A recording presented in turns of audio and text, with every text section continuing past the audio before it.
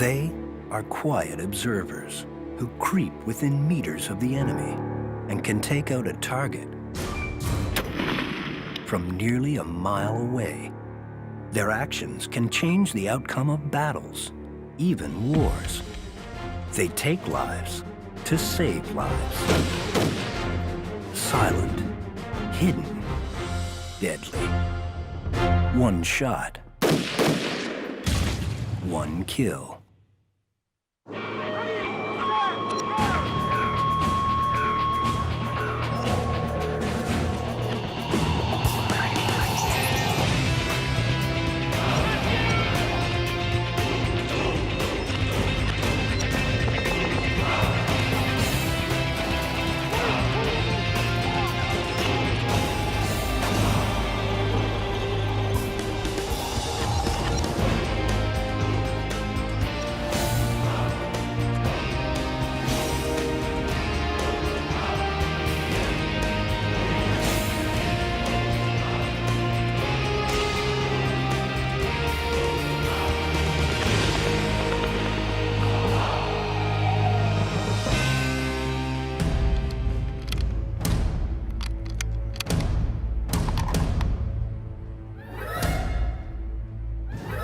In modern warfare, there is a single soldier that relies on stealth, camouflage, and marksmanship. Within coalition armies, they are considered one of the most feared weapon systems, and often their most effective, the modern sniper. Their presence changed the face of the battlefield forever. No one was safe from their bullets, no matter how far behind the front lines. Of particular importance was the psychological impact snipers could have on an advancing army, literally grinding it to a halt.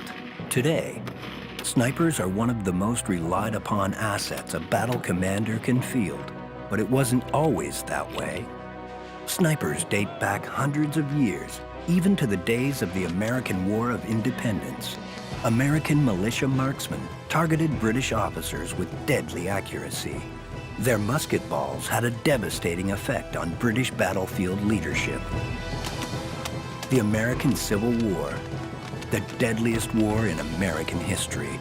Over 600,000 soldiers die in battle. During the Civil War, snipers on both sides of the conflict took a deadly toll, once again proving their effectiveness. No one seems safe from these marksmen.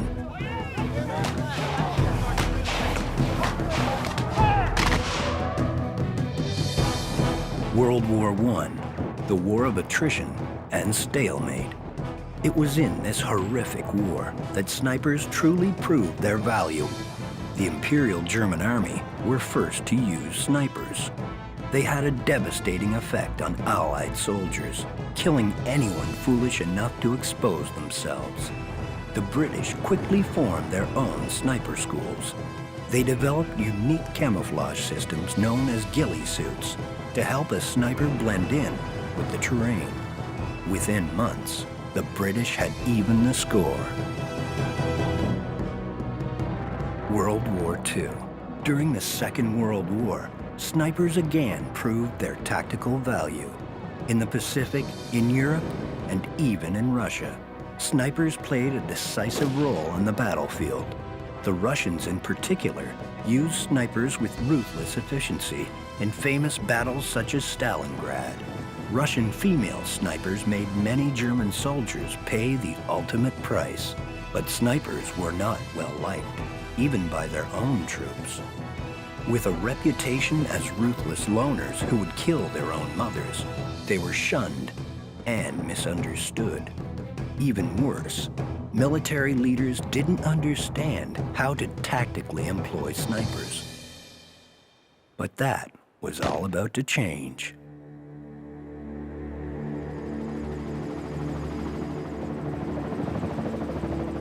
Vietnam. During the Vietnam War, U.S. snipers gained notoriety. Snipers helped keep the enemy away from critical installations, killed Viet Cong leaders, and helped protect American soldiers. Hated by the enemy more than any other, A bounty was put on their heads, but U.S. military leaders and soldiers loved them because of what they had proved in the jungles of Vietnam. The sniper had finally earned his place as one of the most respected and feared warriors on the battlefield.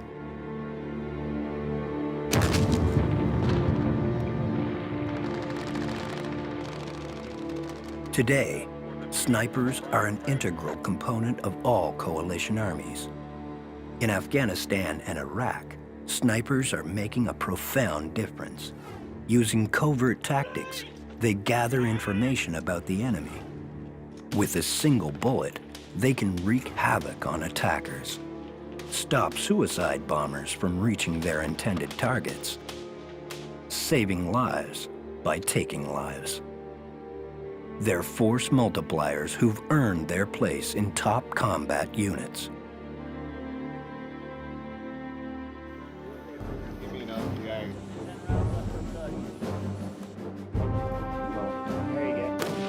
Good training. It's critical to success. It all begins at school. Sniper school. Target like while it's moving. Fort Benning, Georgia, home of the U.S. Army Sniper School. At this school, barely passing is not an option. Only the best of the best make the grade. Because in the field, mistakes cost lives.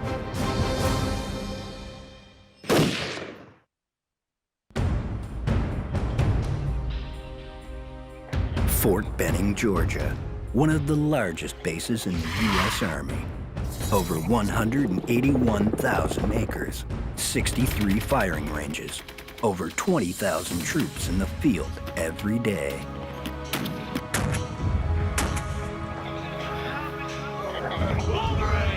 Basic Infantry School. U.S. Rangers. Airborne training. Armor training. This is truly the training ground of warriors.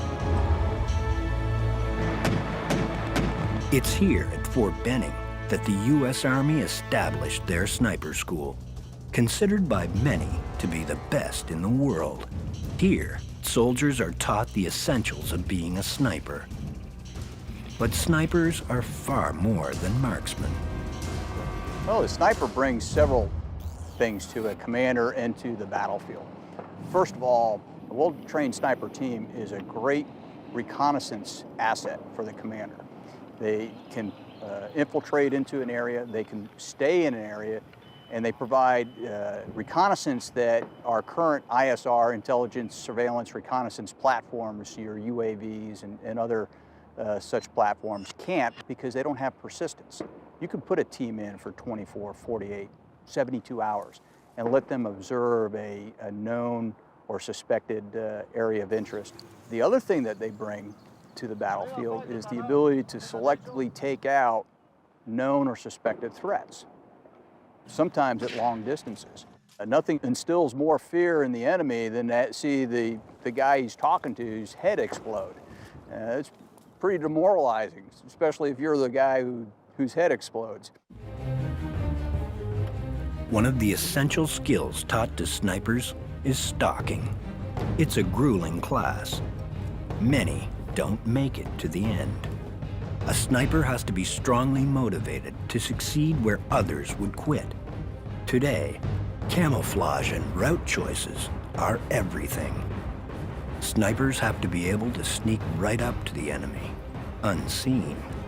In order to do this, they have to conceal their presence. This is known as vegging up. Yeah, you want to veg up a little bit here. Just consider your movement on your way up there. But once you get up there, the veg usually changes, so you want to get into a good position, take off your top, and put a lot more veg up there before you get to your final firing position. The sniper students wear ghillie suits, a special suit designed for attaching vegetation to it. The idea is to break up the outline of your body, blend into your environment, and creep around unnoticed. This young sniper is learning the essentials of this critical field craft. What you do is you jute up your ghillie suit, and then you put these tie downs here for your veg. That, tie them off. You don't want to do too much here because the veg usually changes about 300 meters out. And at that point, you just look like something that doesn't belong there. And these guys that are spotting us, they've been doing this for, 20 some odd years. They really know how to pick things like that out. Especially the two guys that are on glass right now. Old Vietnam guys. They can see anything out there. So, you just hope not to get caught. All right, 3 hours. Stalk time starts now. The students silently head off into the forest. One by one, each focused on a mission. Deep in the woods sits the sniper's targets. 2 men in a truck, but they're not sitting ducks. They know there are snipers out there. They carefully scan the forest, closely examining every detail. They're veterans of the Vietnam War and expert snipers. The students' goal is to creep up without being seen and take a shot at the instructors. They successfully do this by identifying a letter.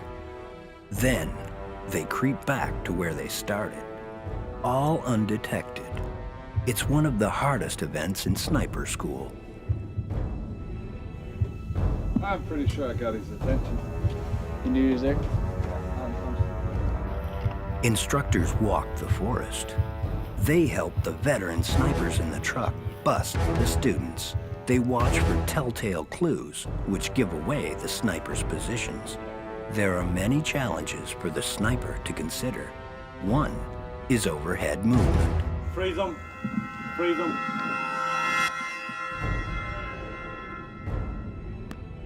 Continue to move. This time, the student is given a warning. Overhead movement. All right, look back real quick. You won't be seen. See that big tall tree, those 2 trees you just moved through? Roger. The thing was shaking big time. All right, that's exactly what they're looking for on the truck. They're looking for that overhead movement. That's a huge target indicator for them. The next time he is busted, he'll be forced to start his crawl all over again. Like in the real world, these snipers can't make movement mistakes. Good fieldcraft techniques, all are important. The key is not getting caught. If they're using the improper movement techniques and moving too fast, then it's easy for the human eye, to quickly zoom in on that and then just exploit it. And that's where these observers, they're very, very highly trained to do this exercise. That's why it's easy for them to spot it. As far as time limit right now, it's been 1 hour and 47 minutes, and some of the guys haven't even taken a shot. They're not using the natural veg around them. In my opinion, not really good right now, because this is the 3rd, 4th stop, and it's still not doing as good as it's supposed to be doing. Doing about face. 1 step forward. 1 more. Inch forward, sniper. This right here? Yeah, that's right. Oh my God. That's his natural veg, my bad, though. Sorry, man. Just cock back here a little bit, about 50, 60 yards. Go as again. All right, 5 steps forward. I'm not gonna let this get this bullet off. Roger, gotcha. On the zero.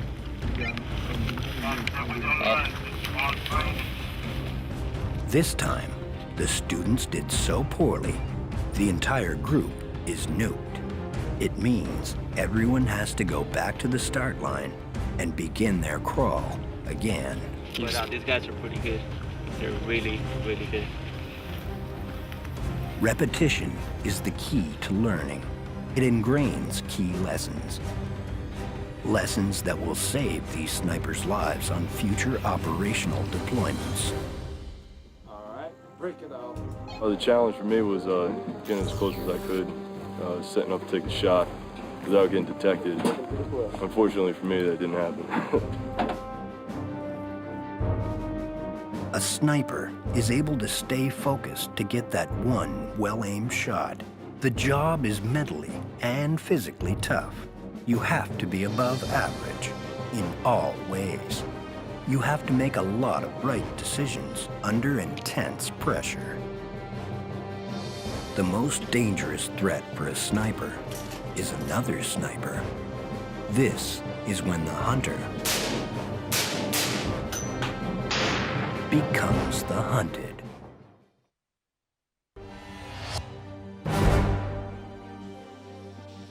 Target's up! The sniper rifle has changed very little since World War II. Currently, the most popular weapon is the venerable M24. It's a total firing system. It sets standards for accuracy, dependability, and durability. The M24 was designed by the United States military and has been sold to armies around the world. M24 sniper weapon system, bolt action, 5-round magazine, cartridge, NATO 7.62 millimeters, muzzle velocity, 2,580 feet per second, weight, 12.3 pounds. Sights, Leupold, Mark 10 by 40 millimeter scope. Effective range, over 800 meters. It's a 7.62 NATO caliber. It's got a range of 800 meters, and that's shooter dependent. Good shooters can take it out to 1,000 meters. 1,000 meters away from the target, the length of about 10 football fields, an extremely impressive standard, but some have gone even further. Afghanistan, 2002, Operation Anaconda. A Canadian sniper makes the longest confirmed sniper kill in combat history. 2,430 meters. That's over 26 football fields. The sniper used a long-range weapon system for the shot. The Barrett M107 sniper rifle. Weight, 30.9 pounds. Cartridge, 50 caliber. Action, recoil-operated semi-automatic. 10-round detachable magazine. The 50 caliber sniper round was principally designed for destroying and disabling military hardware.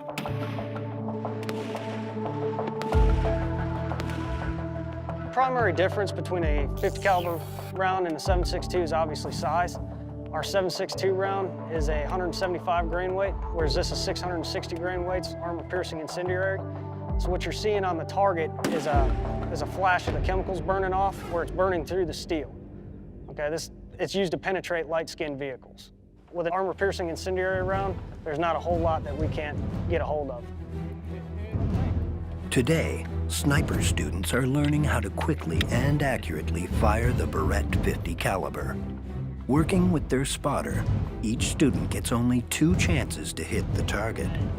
If their score is too low, it will result in an automatic failure. 6, 5, 4.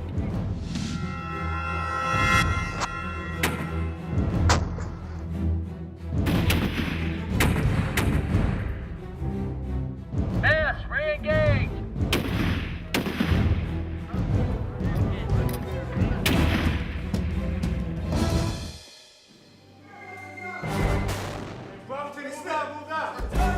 Urban warfare, the most dangerous type of combat. The reality of modern conflicts is urban warfare, even for snipers. Urban battlefield is what we have today in Iraq. It's mostly used, snipers will set up in blown out buildings, abandoned buildings and stuff like that. It's any kind of structure that they can get some cover in, and they'll stay there for anywhere from 24 to 48 hours or longer and sit there and observe. Urban warfare is also home to intense sniper-on-sniper battles, the ultimate sniper test. One mistake would probably be your last, which is why they spend a lot of time training in urban operations, tactics, concealment, marksmanship, booby traps, fieldcraft techniques that could save their lives. Dangerous for a sniper, the most dangerous would be another sniper, an enemy sniper. Counter-sniping is so dangerous to another sniper because anytime you're going up against a trained individual, you're not sure what his capabilities are, what weapon system he has, how long he's been trained, how long he's been actually active. There's a lot of factors that go into counter-sniper, and the more you can learn about the subject, the better off you're going to be. The last thing a sniper actually wants to do is engage an enemy sniper one-on-one. There should be alternate means or any kind of other measure we can use against them to take out that sniper before we actually send one of our own out to find him and kill him. The lessons these students are learning at sniper school will help keep them alive.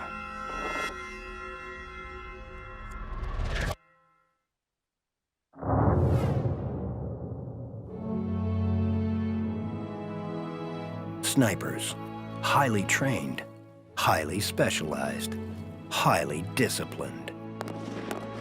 Today, snipers are one of the most respected and valued assets in battle. They are a special breed, different from other soldiers. We've got great soldiers across the Army, and from that we select the very best, those that are driven, those that are intelligent, because a sniper operates independently. He has got to be able to go out and make some very mature, very reasoned decisions, because a sniper's job doesn't stop when he pulls that trigger. That's only half the job. You know, getting into position and taking that high precision shot is only half the mission. You're no good to us unless you can exfiltrate and get back home safely. You got to be mentally prepared is probably the biggest one. You know, the physical aspect, we can work on that, but it's the mental, being mentally prepared to conduct military operations, to be able to look through the optics at your enemy and pull the trigger. Coalition snipers, silent, covert, deadly. One shot, one kill.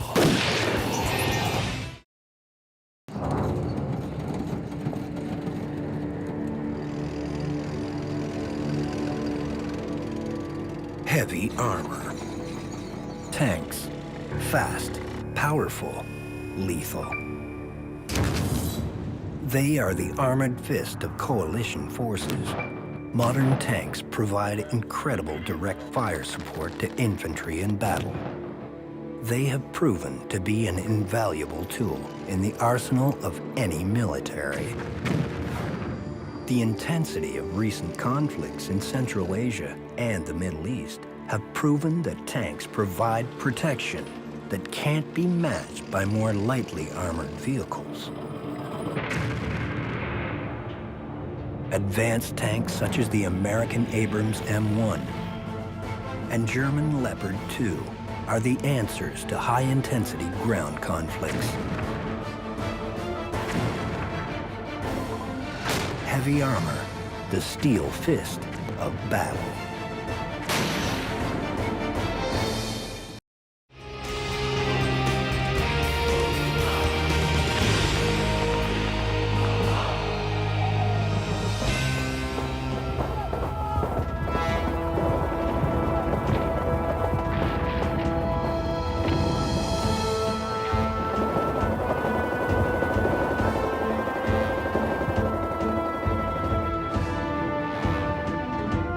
World War I was the birthplace of the modern tank.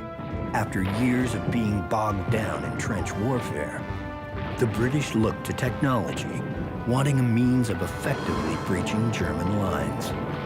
The Mark series of tanks were first seen in battle in 1916. The rhomboid-designed hull allowed it to easily cross trenches and obstacles. They were slow, cumbersome, and had a nasty habit of incinerating their crews when hit by artillery or mortar fire. After several years and numerous engineering improvements, the Mark V version was significantly better than its predecessors. During the Battle of Amiens in 1918, this tank truly showed its capabilities. With supporting Australian and Canadian infantry, the tanks helped penetrate German lines over 7 miles in one day. farther than any battle before. By the time of World War II, the mechanized combined arms force had come of age, but initially only for the Germans. They had learned from the lessons of the First World War. They truly understood the full combat potential of tanks. Supported by mechanized infantry and specialized tactical attack aircraft, it became known as Blitzkrieg, or Lightning War. These combined tactics were to forever change modern land combat. During the Second World War, tank engineering dramatically evolved.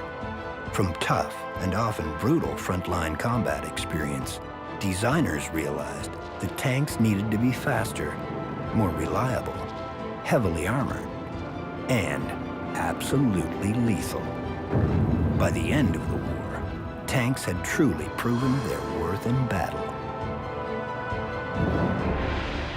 In conflicts during the last half of the 20th century, in places such as Korea and Vietnam, tanks were only of limited use. Virtually impassable mountains and jungles made the tactical use of armor almost impossible.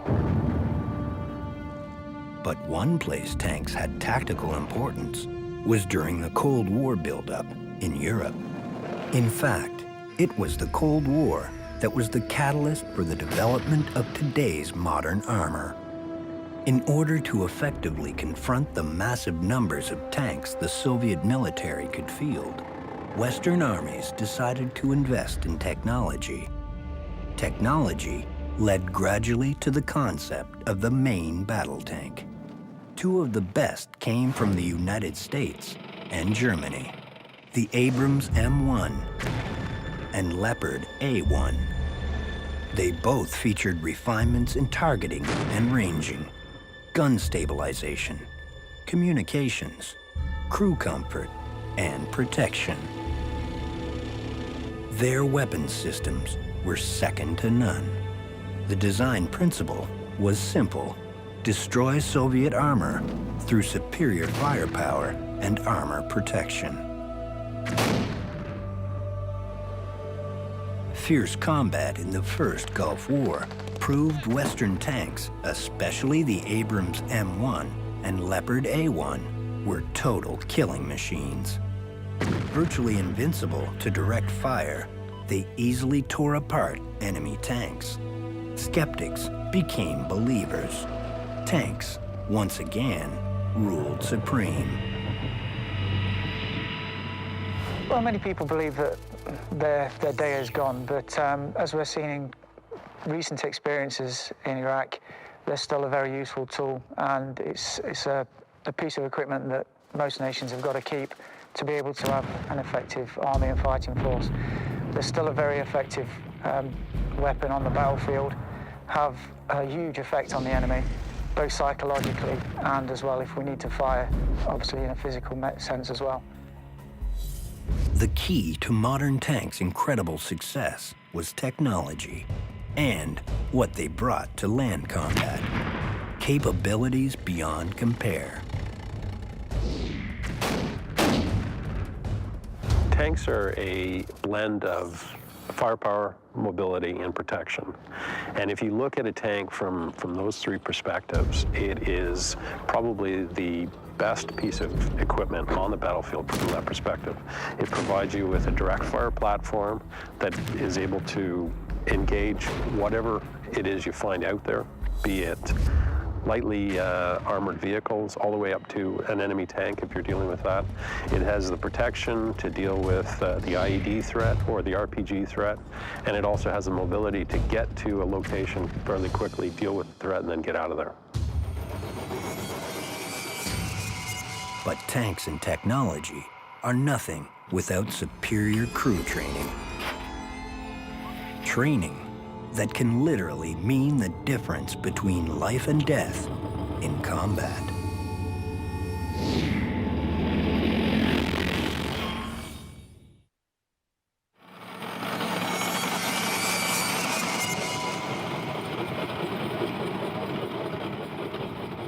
The Abram M1 tank Weight, 67 tons. Crew, 4. Armor, Chopham composite armor plate.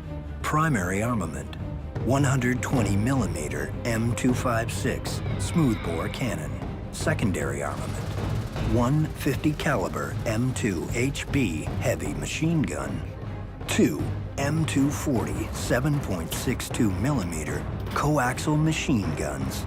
Engine, Honeywell AGT 1500C multi-fuel turbine engine, capable of 1,500 horsepower. The latest version is the M1A2. It features improved Commander's Display Unit, forward-looking infrared, thermal binocular image unit, Gunner's primary sight, CITV electronic unit. All these features help tank commanders quickly identify and prioritize targets.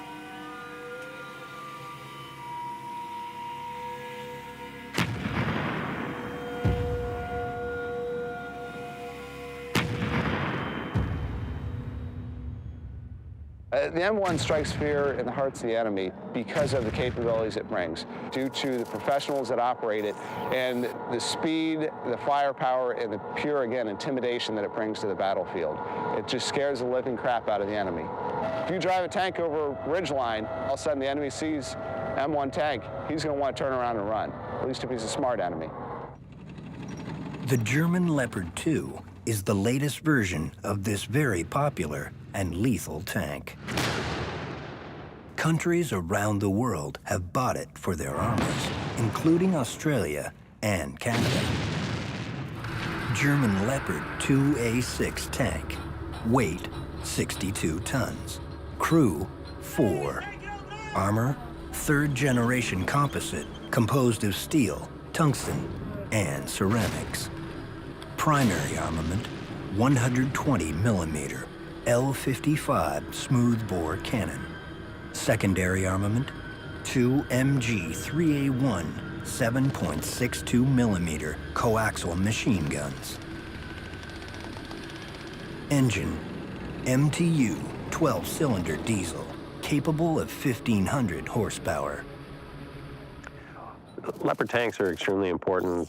It's not so much that you need the Leopard tank. I think you need a tank on a battlefield for a variety of reasons. If you look at the current conflict that we're in, tanks are extremely important because of the presence that they bring to a battlefield, the psychological edge, if you will, they bring. It's that psychological edge that can make all the difference in battle. Today's modern tanks have that and more.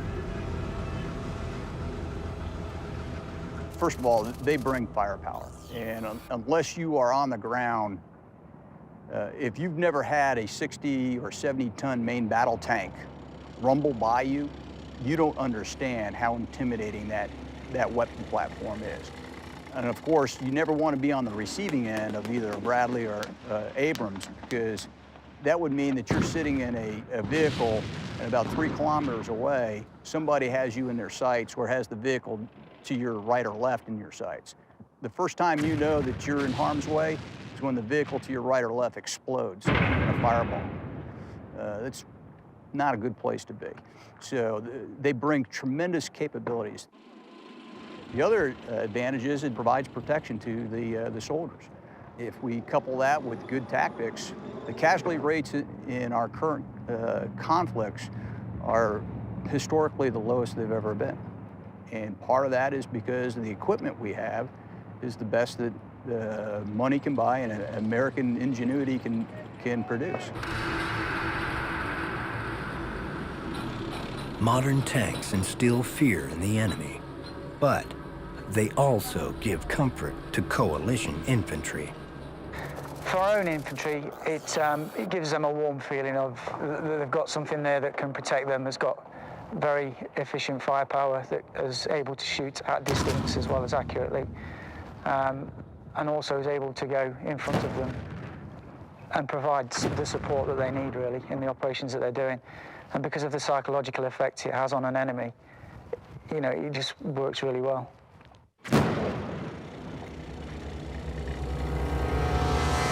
at a main battle tank on a battlefield, it's a huge honking piece of kit, okay?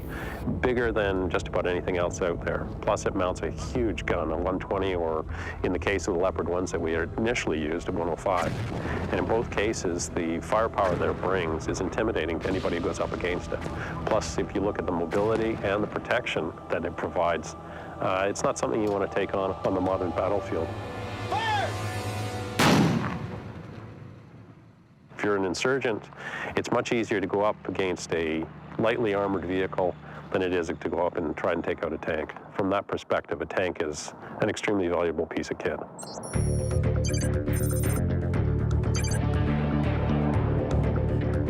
Fort Knox, Kentucky, current home of the U.S. Army Armor Center. This is where tank crews are trained to win in battle. Major Tim Groves is in charge of training a new group of junior officers. Some of these officers will soon see combat. Currently, today we have Armor Second Lieutenants who will be out shooting their first tank gunnery. These lieutenants have been trained for the past 2 weeks on how to move, shoot, and communicate within a tank and act as be a member of a tank crew. Today will be their first time ever firing live 120mm rounds downrange. So it's a hell of an experience for these guys today. As they build into their career, they'll soon be tank platoon leaders in charge of not just their tank, but 3 other tanks underneath them. Day and night, the junior officers train, learning the commands, using the thermal sights, firing the weapon systems. It's exhausting work, but it still has a special appeal.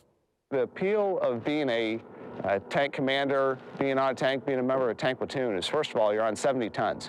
What else would you want to face the enemy with? I mean, you can face the enemy on foot with just body armor, or do you want to go in on a tank with 70 tons of steel around you to protect you, and a 120mm main gun weapon, along with your 50 caliber weapon and several other 7.62 machine guns.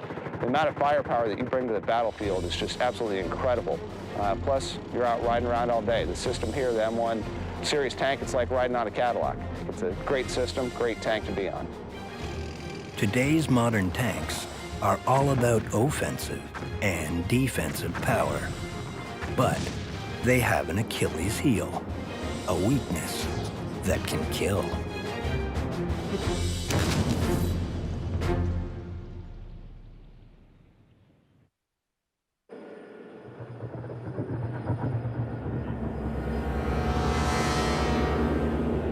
Modern tanks are protected by sophisticated armor systems. This protection is the best, but it's not enough.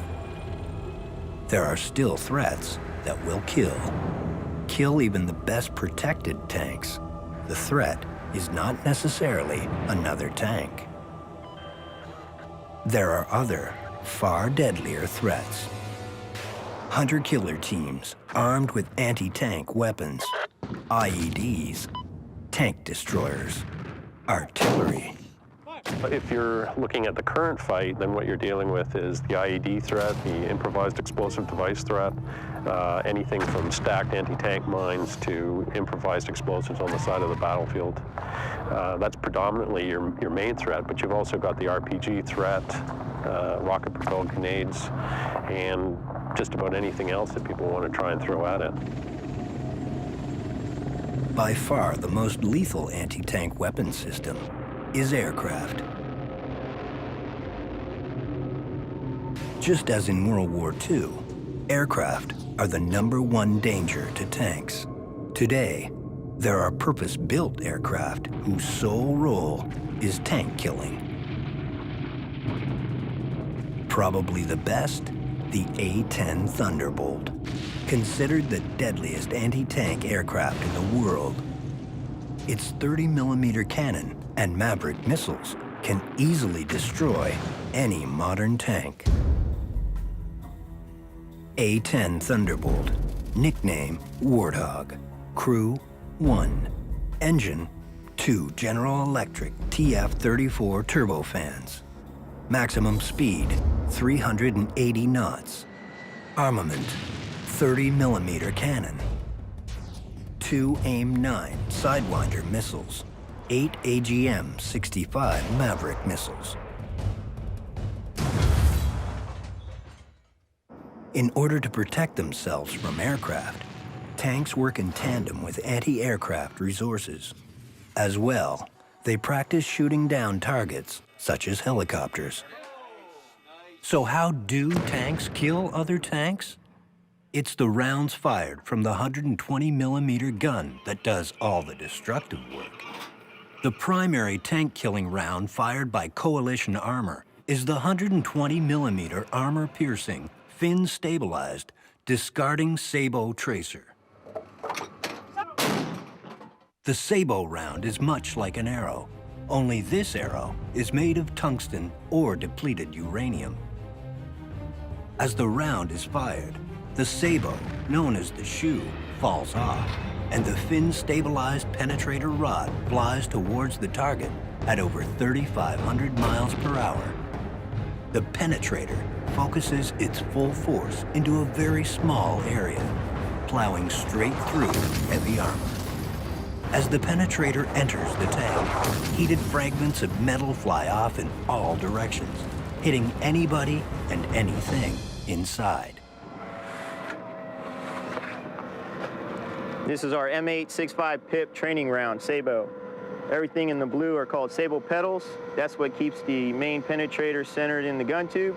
After 400 meters, those fly off, and the penetrator continues to go down towards the target. So what type of soldier wants to be a tanker? What does it take? I would say that your modern armored soldier is extremely proficient in terms of technology, dealing with new technologies that are being thrown at them. The Leopard tanks are an extremely technologically advanced tank. It takes a soldier with a high degree of intelligence, highly educated, to be able to deal with that. Plus, there's the aspects of the teamwork that is required, working together to maintain the 60-some-odd ton vehicle. That's a lot of work, and you have to have a motivated person who's part of your team in order to accomplish that successfully.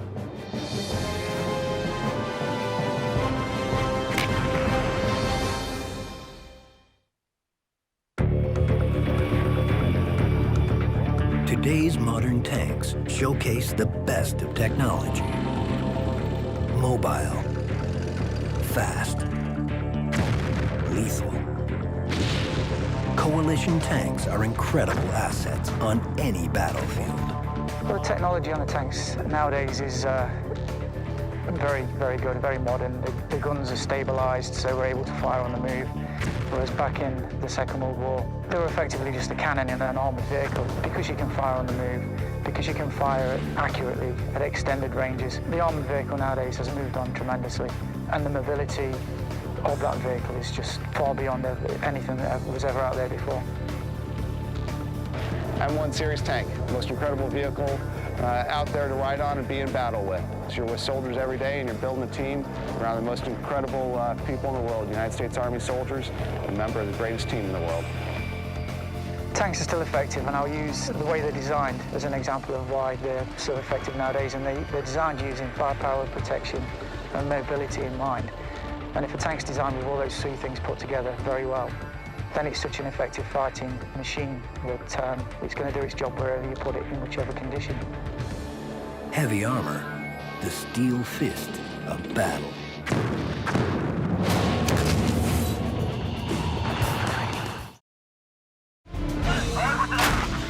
Artillery, big guns, 20-kilometer snipers, the hammer on the battlefield, the stuff of nightmares for enemy troops. Today, artillery is far more than big guns. Close air support, intelligence gathering, counter battery.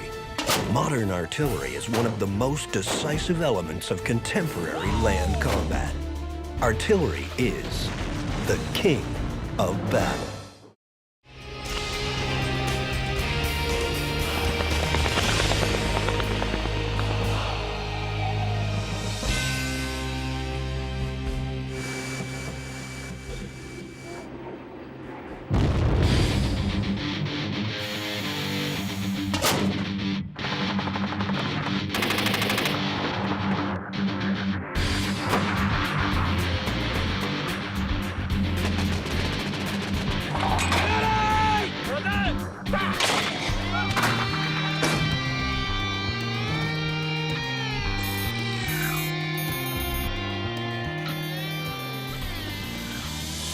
Canadian Forces Base Wainwright, located in the grasslands of Alberta, training ground of warriors.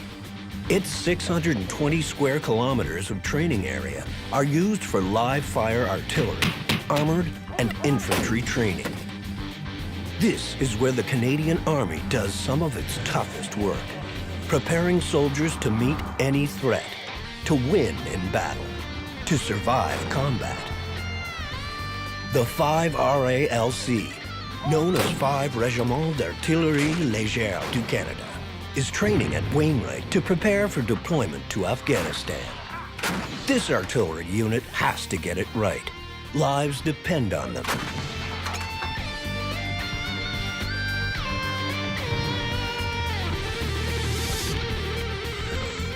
2,000 kilometers to the south, the U.S. Army is doing similar training.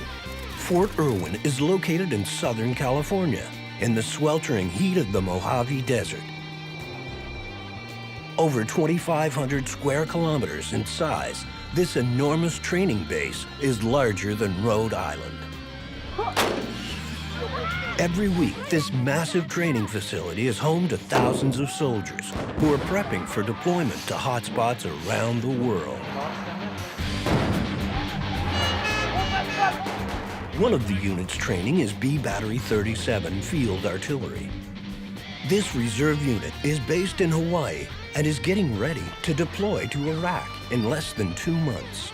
It's their job to protect the infantry and armor in combat. Protect them through accurate and superior firepower. It's a big responsibility. These gunners understand that. Both coalition armies are sending artillery units to hotspots in the Middle East. Why? Because artillery is one of the most effective means of supporting infantry and armor in combat. Major Warren Smith explains what the role of artillery is on the battlefield and why it's so critical to infantry and armor. Artillery in the Army is used to provide the all-arms team. It provides fire support, suppression and neutralization of an objective while the maneuver elements maneuver into position and close with and destroy the enemy. It inflicts damage and casualties on the enemy and also keeps the enemy's head down during an advance of friendly forces. That's in the offensive. And in the defensive, it can break up enemy advances and inflict damage and casualties on the enemy during their advance. Well, it's important for us as gunners to practice live firing a great deal. In fact, almost every time that we do go out on an exercise, it is live firing. And that's in the interest of honing skills, honing drills, and in the search of perfection, in order to make sure that we can bring in our fire support as close to the supported arm moving on the ground, the infantry and the armor, as possible, to cover that young frightened man who's advancing on the battlefield, and to bring him in as close as possible, to prevent the enemy from engaging him until he's in range to engage the enemy. One of the important goals for 5 RALC and 37 Field Artillery is to provide close gunnery support on the battlefield. Its tactical title is Danger Close. Translation: putting high explosive shells within 300 meters of friendly troops. That's close, real close. But there are concerns about the abilities of all the soldiers that have come to CFB Wainwright and Fort Irwin. Many are new, untested, with little real training. Both these two soldiers right here, this is their first time being out here. And Specialist Ayala, he came from Fort Sill. He was on a Paladin, a different type of artillery piece. So this is his first time really being down here, being able to learn this. And now in artillery, you know, half the time we're infantrymen, half the time we're artillerymen. So we lose our skills, you know. So this is a good chance for us to come back and learn our actual job, our MOS. That's what makes us so good. It's a good chance for us to take a break from all the infantry stuff and come back and do our actual job, blowing things up.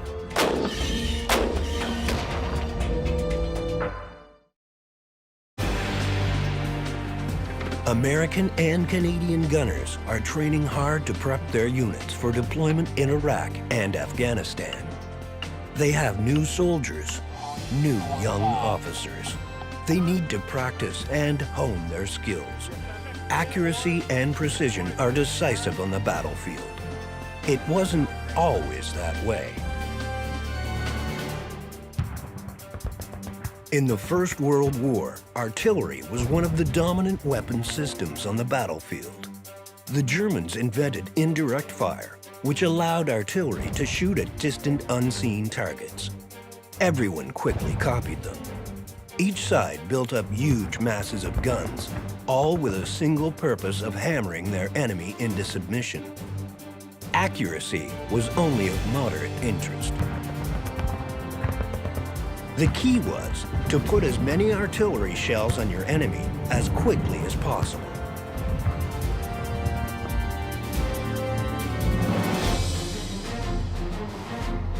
Today, accuracy and precision are everything. Artillery batteries have to be able to lay down barrages of deadly fire close to friendly forces. Very close, as combat in Afghanistan is proving. So they have to get it right. Every time. The infantry depend on them.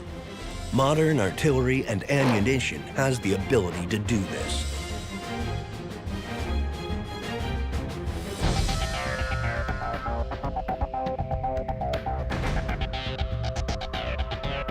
Light howitzer, 105 millimeter.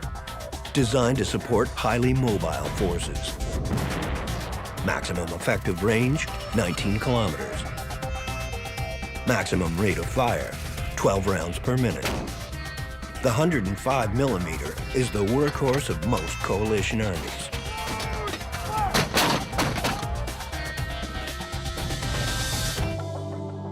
The latest gun American and Canadian artillery has acquired is the M777, produced by BAE Systems. The U.S. Marine Corps is using this system in Iraq. Range 24 kilometers. Rate of fire, 6 rounds per minute. Extended range with guided munitions, 40 kilometers. This system is very light and mobile, capable of being airlifted, towed, or carried in planes. While most of the artillery units in the Army await the new M777 howitzers, they continue to train and deploy with the venerable 105 millimeter. This gun has won the admiration of gunners throughout the world for mobility, simplicity, and lethality. Second Lieutenant Natasha Skidmore of 5 RALC told us how this system works. This is a 105 howitzer. This is the barrel.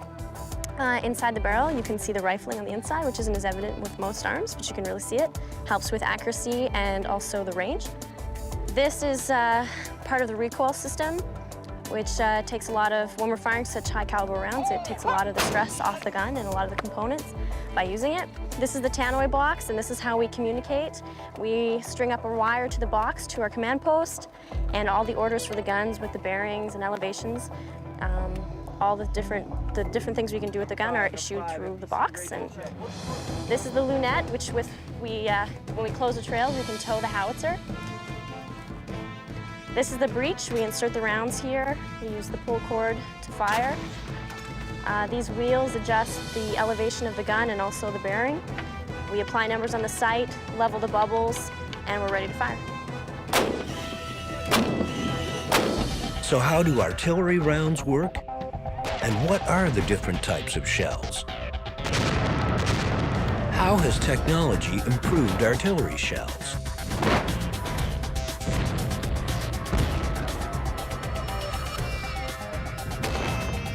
It's the ammunition that artillery fires that makes it so deadly on the battlefield. From high explosive airburst shells to illumination rounds that turn night into day. There are 3 basic types of artillery shells and fuses used today. The first is a proximity fused round. These are meant to burst above troops and light armored vehicles. These shells dispense a large amount of shrapnel into the air. The shrapnel will cut down attacking troops or send them scurrying for shelter. The second is known as point detonation. These bullets are fused to explode on contact with the ground or targets. The third type is known as delay. This allows the bullet to dig into the ground slightly before exploding. The result is greater damage on hard contacts or shelters. Warrant Officer Renee Parker explained more about artillery shells and what types there are. Your high explosive projectile used for blast or fragmentation defeats solid objects, buildings, structures, soft-skinned vehicles, and light armored vehicles. The fragmentation, or the breaking up of the projectile, is good for anti-personnel. We can make it impact and detonate on impact, in which the blast and fragmentation will defeat solid objects and, of course, kick up a lot of dirt, send shrapnel several hundred meters, injuring personnel. We can also make this an airburst projectile, and in that case, using a time or electronic fuse, we can allow it to detonate approximately 12 meters in the air, sending the blast and fragmentation down to the ground, and very effective against personnel in the open.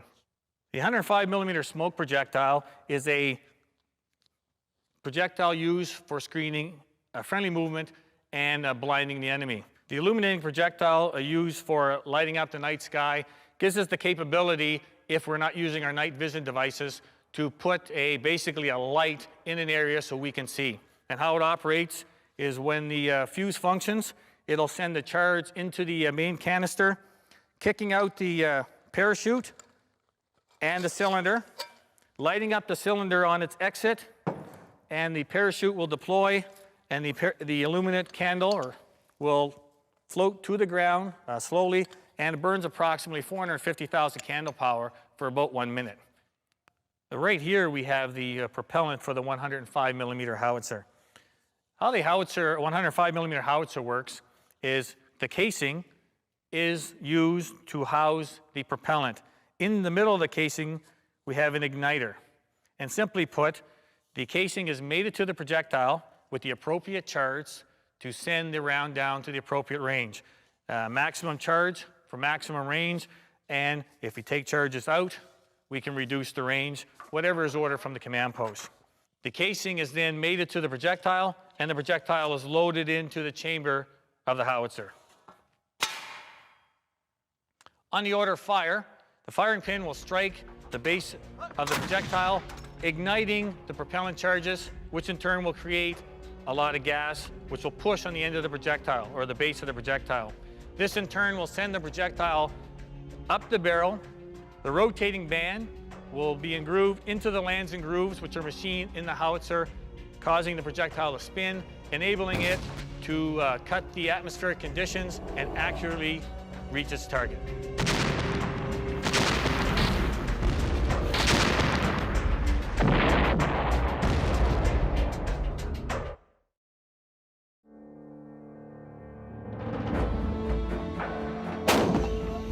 Modern artillery has two specialized classes of personnel trained to work with forward maneuver groups.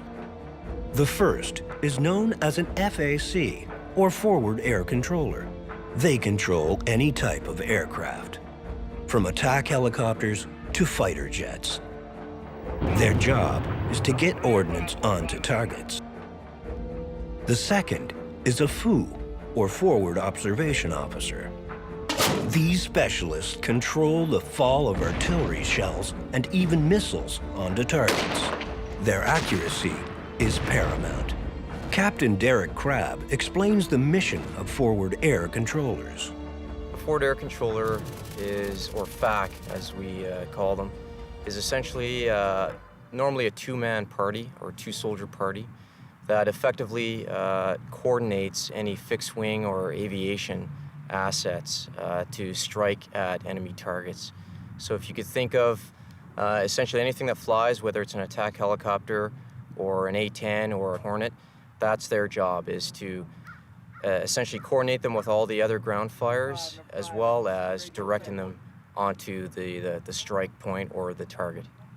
So what Forward Air Controllers do, and part of their biggest responsibility, other than the actual strike itself, is all the detailed coordination that happens before that. So the determination of where the friendlies are, having the situational awareness to understand where your forward line of own troops is when you're under fire can be difficult. So that's A, understanding where they are.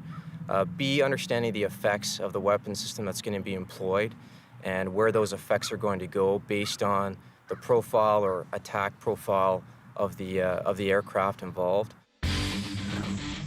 Forward observation officers are the artillery's eyes and ears on the battlefield. They help the battle commander decide what to target and how. At the artillery school in Gagetown, they've created a simulator that helps train junior forward observation officers. Captain Kathy Hare is the senior instructor at the simulator. She talked about how it works and why it's important for training forward observation officers. The FOO is a key player within the maneuver element, whether it's with the infantry or the armored. They're the key advisor for them on all indirect fire, both lethal and non-lethal. The indirect fire trainer, it's a computer simulation system. We can replicate various training environments. It simulates exactly time of flights and everything very realistically as to what the gun's response would be. And as well, it also replicates realistic target effects on various types of targets that we may encounter out there.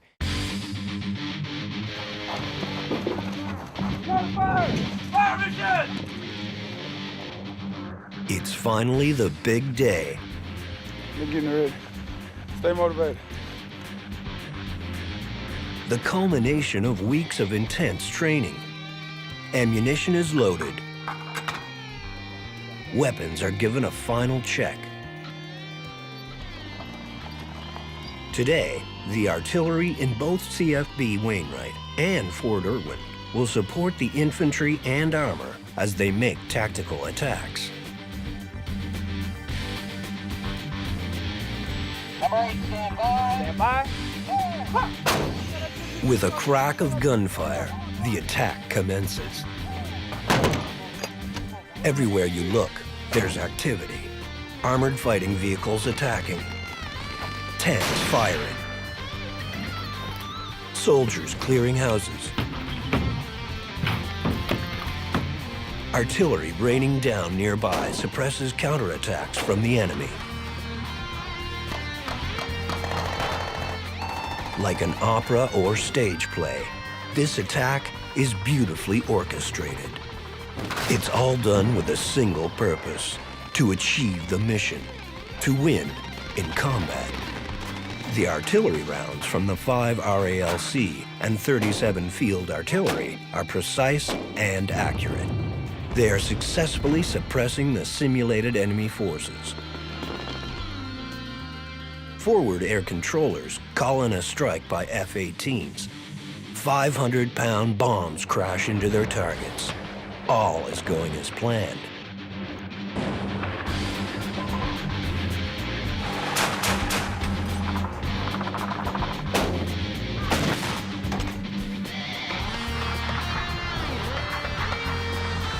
Stand down. And the mission. They've proven they can work together. The mission is a success. Artillery, in all its capacities, has helped win this battle.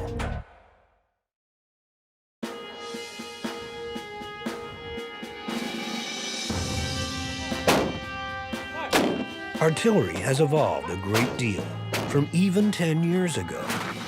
Changing demands of operations and technology have dramatically impacted the composition of the senior service of the Army. New guns, new ammunition, even new roles, such as controlling UAVs for intelligence gathering.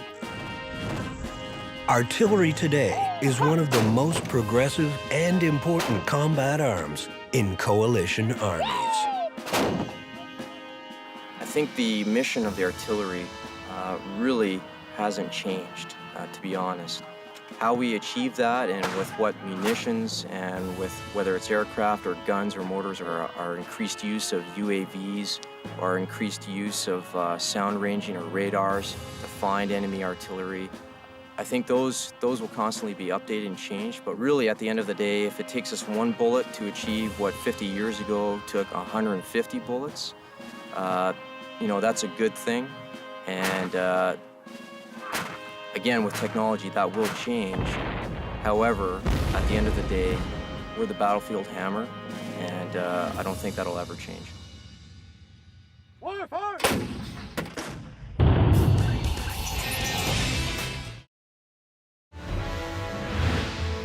From across the globe, they come with jets. They come to fight. They come to train. They are the best fighter pilots in the world. Exercise Maple Flag wreaks havoc over the vast unrestricted skies of northern Canada, where an all-out war game is about to kick off. Jets on.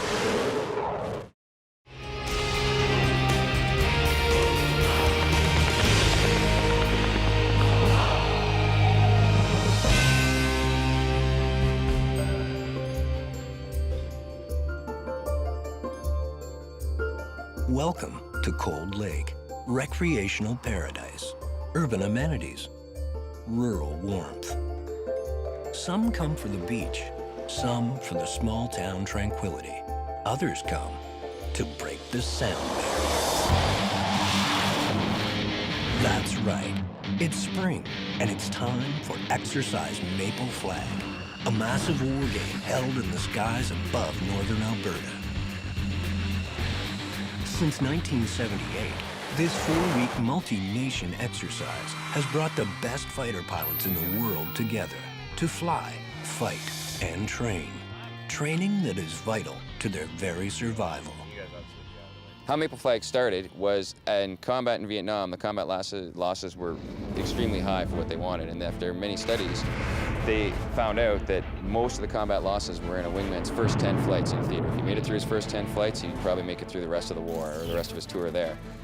Because of that, Red Flag evolved in the States, and 2 years after they started in the States, we started one up here. In the 80s, it was 2 exercises per year. In the 90s, it went down to 1 per year, and it's constantly been an international exercise where we have been able to train the junior combat-ready wingman and give him essentially his first 10 combat missions in a simulated environment. This then increases his probability of survivability in a real coalition conflict.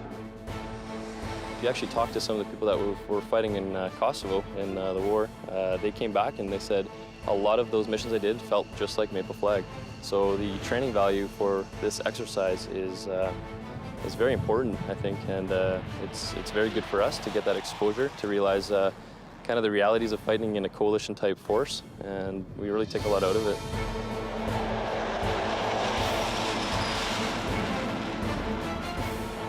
What makes it so real, so valuable to these fighters, is that Maple Flag is held on one of the finest air operations training ranges in the world. The Cold Lake Air Weapons Range covers 1.17 million hectares, has over 640 targets, and is Canada's only tactical bombing range. The unique thing about it is Cold Lake itself is only about 20 to 30 miles away from the range, so access by aircraft is just a matter of minutes by jet aircraft. Cold Lake has probably some of the best airspace in the world when it comes to flying fighters. It's completely unrestricted. It's spans about the size of Western Europe, actually. So it's a real nice treat for European fighter pilots to come out here and have this flexibility and ability to really fly the jet where they want to, supersonic, chaff flare. You can put 100 aircraft up there and with room to flex. So I think this airspace is very unique, and it allows a lot of people from other countries the ability to really perform with their aircraft in large formations, something that they're probably not used to back home. Northern Alberta, very large, empty space. We have a range where we can fly supersonic down to 100 feet. We have the airspace up as high as any of our aircraft can possibly fly. We have an enormous amount of volume to put mock-up targets that people can actually go ahead and drop ordnance on. It's just a fantastic flying area. We have a lot of oil development out on a range, so one thing that we have to offer, which is nice, is real-world target sets as far as, now these are obviously targets that we don't drop on, but an oil upgrader or an oil refiner, an oil platform. So now from a pilot standpoint, where we get involved in weaponeering, it's target sets that I might really be paired against in the real world. So hey, I want to go and look and learn how I would attack this thing and do the buccaneering behind it and see it for real once. We also have an extensive number of simulated targets out there, airfields, surface-to-air missile sites, tank berms, convoys. We spend a lot of time developing targets that are as real and current as we can make them. Making this war game real is the whole idea. And just like any real conflict, each day brings new developments, new missions, and a multitude of possible wartime scenarios. Captain Paul Emrich, Squish, Senior Mission Monitor, Maple Flag Staff, Cold Lake, Alberta. As Senior Mission Monitor, my role here is essentially scenario development is a huge part of my role. Welcome to Day 1 of Maple Flag, Day 2 of the conflict. In the scenario development, it starts out with a conflict, and essentially, simplistically, bad guys in the west, good guys are in the east, just for how our range is set up with sort of, neutral countries north and south. So as it starts out initially, there's been some skirmishes over oil and resources and, typical things where they've kind of gone across into the eastern country looking for their resources. And NATO resolutions are drafted, eventually skirmishes start to happen, air power is brought in, and this is when sort of it becomes a coalition effort. So initially it'll be just minor strikes across the political border, if you will, into the west to just kind of show that the coalition means business. But as it progresses, it starts escalating into full-on warfare, so we'll go deeper and deeper to the west as the war progresses, trying to hit all the military-type targets that you would be looking for and try and keep it as close to a real progression as possible. However, what we're doing is giving, 3 years of war in 10 days, also showing all the worst possible scenarios they could witness so that they have some training in it. Sounds like a solid game plan. Adhere to the brief game plan. Your first mission for the Maple Flag launch, the purpose of this mission is to give you a range famil. That is the overriding factor. We want you to get the air-to-air training and the surface threat training today as well. We're pushing you deep into the western part of the range so you can see the entire range. Realize, that being said, you do have a robust air threat out there today. You are fighting the adder. We don't train against the adder much, so think about what that means to you. And that's all I have for comments. Have a good war, gentlemen. You get to sit and try and visualize the way ahead for warfare and where you think it's going. And you also have a lot of leeway to make some fairly interesting scenarios. My satisfaction comes when I put in a new scenario and I get feedback from everyone that, wow, that was fun, or that was a great scenario. Conversely, I also get a lot of feedback if they don't like the scenarios, so you always get the good with the bad. For the past 30 years, the Air Force Tactical Training Center at 4-Wing Cold Lake has hosted Maple Flag, bringing together international air crews, every tactical airframe imaginable, all with an eye towards training. Training for the new era that is coalition warfare. A typical day at Maple Flag begins long before the 6:30 a.m. mass brief and ends well after the 5:30 p.m. debrief. In between, 2 daily missions play out over 10 days. Each day intensifies as the war escalates. It is meant to be intense. It is meant to be a very busy day. It's meant to be a heavy workload to keep that combat simulation. We can't put them under true combat stress, but we can keep busy days where you have to work hard, you have to work under stress so that you learn how other countries handle stress. During mission planning, they're busy. They're working, they're running, gathering information, changing plans. It's a constantly evolving planning process. And the guys doing that planning are running around with their hair on fire, barely having time to grab a cup of coffee. The briefings, they're very thorough, very in-depth, and that's where the guy kind of sits back and he's got to absorb all that planning and concentrate. And then he's got about an hour break there where they stop, get dressed, get ready to go. You're getting ready to go flying, and you have that time to think as you're getting airplanes started and really think about, hey, I'm going to take off here. Maybe my first mission ever that there might be 60 or 70 aircraft airborne in. And I think that really starts to get the blood flowing.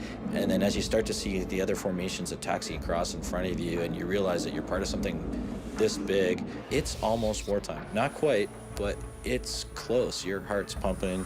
You get to your target, and the first time you're like, I can't screw this up. I got to find my lead off target. I got to get my bombs on target. And it can be pretty intense for a brand new guy when all that excitement's going on. As a junior wingy, they're not expecting a whole heck of a lot. They're expecting me to stay visual and put my bombs on target. I can definitely notice a trend of being more comfortable, and my capacity is going up day to day. So it's kind of neat to see from my perspective that in a 2-week period you can actually make that kind of improvement. And then the race home afterwards, you know, it's like, hey, I've dropped my bombs, just get me home. Right? You get the throttles up as high as you can go with the fuel you've got, as fast as you can go back to good guy land. You come down, land, and you think, okay, it's over, but it's not. Now it's the debrief. So you know, you're into your debrief, reviewing your tapes. There's not really enough time to do everything. So you're trying to find out when you shot who, where you dropped your bombs, where they hit, where they not, get all that information to your lead so you can all go to your debrief and run through everything. And that whole process is about a 12-hour process almost. And what a use of adrenaline while you're flying. When you're done, you are wiped. You've had a long, long working day with a lot of adrenaline through your body, and it is tiring. And by Friday, you're glad it's the weekend. Good thing is when you have the good trips, like, it feels awesome, and I guess you start to discover what you are. It tests your limits every day, that's for sure. You have to be confident because, I mean, you are humbled on a daily basis. Being a fighter pilot is in their blood, rookie and expert alike. What they love about it may differ, but none would trade it for the world. You know, I don't really think there's any other way to say it, but it was in my blood. As long as I can remember, ever since I was 4 years old, it's all I wanted to do. And I do remember the distinct moment. My father took me to an air show, and I remember seeing a fighter jet doing a display, and I told my dad, that's what I'm gonna do. And he humored me, and a couple years later, it never changed. Like, well, what about policeman or fireman or anything else? It never wavered, it never changed. It's all I wanted to be. And I consider myself very lucky to be standing here having had it work out, because I really didn't have much else in the way of backup plans, but it was just always there for me. I had a very strong calling. You'll find, I think, talking to most fighter pilots, a lot of them will say the same thing. It's almost a calling. The thrill of it's a continuously changing environment. There's continuous challenges. You work and fly with some of the best and most dedicated people you'll find anywhere in the world, in my opinion. And that just makes it an exciting job. It's hard to even call it a job. I can't believe they actually pay me to do this. And it really is a continuous thrill every day. Every once in a while you get a mission where there's like 5 or 10 minutes that you've got to just sit back and relax as you're transiting home or transiting out to the airspace, and you look out the window and the airplane's got a leading edge extension. You look over and you lean over the Lex and you go, wow, I'm getting paid to do this, right? Who's the luckiest guy in the world? I wish you could get a chance to feel that feeling more often, but no, it's pretty exciting. Pretty awesome job. It's the single greatest job in the universe. You're flying one of these, it's a lot of hard work, it's a lot of constant, you are studying. You have to work for the fun that you get, but the payoff gets every time you take that in the air. And you're flying the fastest machine in the nation. You have a great view from the office. It's you get to blow stuff up. To me, it's everything I ever thought it could be. At Maple Flag, flying a jet for the friendly forces known as Blue Air is what it's all about for these pilots. But in this war game, not everyone is friendly. The enemy forces have also come to play. Elite professional aggressors. They are Red Air.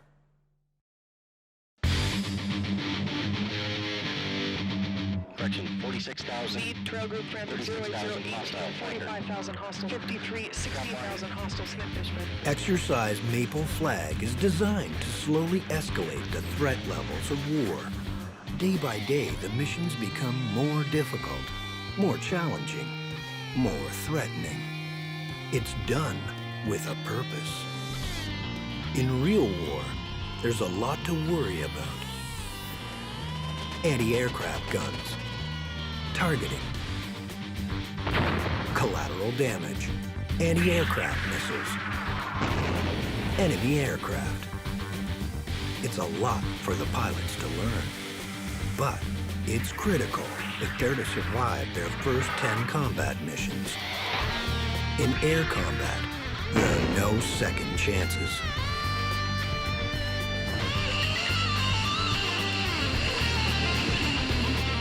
At Maple Flag, Red Air are the bad guys. Full-time professional adversary forces. They are some of the best fighter pilots in the world. They are the U.S. 64th Aggressor Squadron from Nellis Air Force Base and Canada's top aces. Top Aces, we're a civilian company and built around a recently retired CF-18 pilot with a lot of experience. And we've been participating in Maple Flag for 3 years now, so this is our third year. And what we do is we're an integrated aggressor force with the U.S. aggressor, and we provide Red Air here in Maple Flag. So we fly the Alpha jets to replicate, certain types of aggressor aircraft, and tactics to provide training to the Canadian CF-18s that are here, and also all the other NATO forces. The integrated Red Air forces look and act like the enemy. They paint their jets in camouflage, convene top-secret briefings, and fight to win. We tend to hire more experienced aviators so that they have seen, they've had operational tours and understand what the blue side does. And then we study the threat so that we know what's out there as best we can. We try to replicate that threat as well as teach the threat. What we're going to be doing today is we're playing Red Air. So basically what our job is, we're trying to train the blue forces in some kind of large package environment. So for example, they're going to try and ingress from the east to west to hit targets. And our job is to replicate whatever nation they ask us to replicate, its adversaries. So we'll go out there and work with the aggressors, and we're going to fly certain profiles, certain weapon envelopes, and we see how the Blue Air guys do against us. We're not about assessing how we do. We always try to do better at providing good training for Blue, but we tend to look at Blue's performance against us, and they've done spectacular this period. Red Air plays a huge role in the Maple Flag learning process. They give their 2 cents at the Blue Air mass briefs, leaving halfway through to devise their own tactics and allow Blue Air to do the same.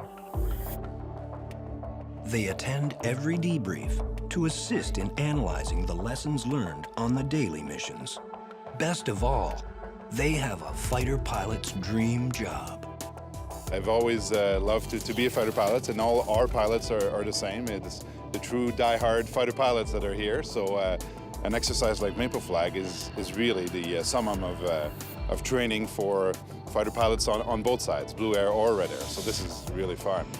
And for me as the president, I don't get to participate in all the exercise, but definitely make a point to come to Maple Flag, because that's definitely the top exercise for the year. I love it. It's been great. This is what the aggressors really bring to the fight. It's going out there and executing some realistic tactics, providing good replication for the opposing forces. So which side usually wins at Maple Flag? The good guys flying Blue Air, or the bad guys flying Red Air? There may be some jest and some fun, but no, we're here strictly to provide good training for the coalition forces. It's not about a good day for us is if we're unable to target any of the blue forces and we all die. Then we go home and we sleep good at night knowing our guys know how to get it right. In a simulated war game like Maple Flag, with none of the bullets real and no one actually getting shot down, the only way to know who won in the end is with some very high-tech eyes in the sky. The evolution of Maple Flag and mission planning itself has gone from the basic acetate slide and the whiteboard into currently we have the portable flight planning system, and that allows us to take a look at the aircraft in real time prior to the mission in order to achieve the planning. Along with that, various presentation software. Before each mission, the planes are programmed into a computer-generated version of the mission flow. The pilots get to see what they're about to do up on the big screen at the mass brief. Before takeoff, each jet is loaded with a GPS pod that sends images back to Cold Lakes Air Force Tactical Training Center. The ACMI pods, they take the information via microwave and send it back to AFTTC, the Air Force Tactical Training Center, to be displayed on the screen. And that provides us with the continuity of learning that the participants require throughout the exercise. So very similar from the pre-mission, the planning, to the demonstration of that, all the way through to post-mission debriefing. With today's theater of operations, there's so much going on in the air and on the ground, it can get tainted and mixed very quickly. It's very important that the forces in the air know where the friendly forces on the ground are and therefore not engage. So the advancements that we're making at Maple Flag, technology-wise and with our training systems, are enabling that type of learning. Without this technology, exercise Maple Flag would be very tough to pull off. But for the Canadian pilots stepping to the flight line, it's the high-tech bird known as the F-18 Hornet where the real magic happens. The F-18 Hornet. Multi-role tactical fighter jet. Supersonic turbo-powered aircraft.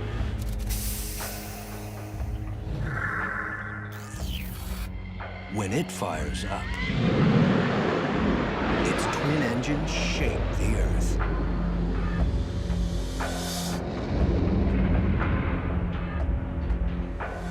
The F-18 is probably one of the best fighter jets in the world. It's multi-role capability, so we can fight air-to-air, we can dogfight and shoot missiles beyond visual range as we fight our way into the target with bombs on. So self-escort strike, we try to do it all, and we do train to do it all.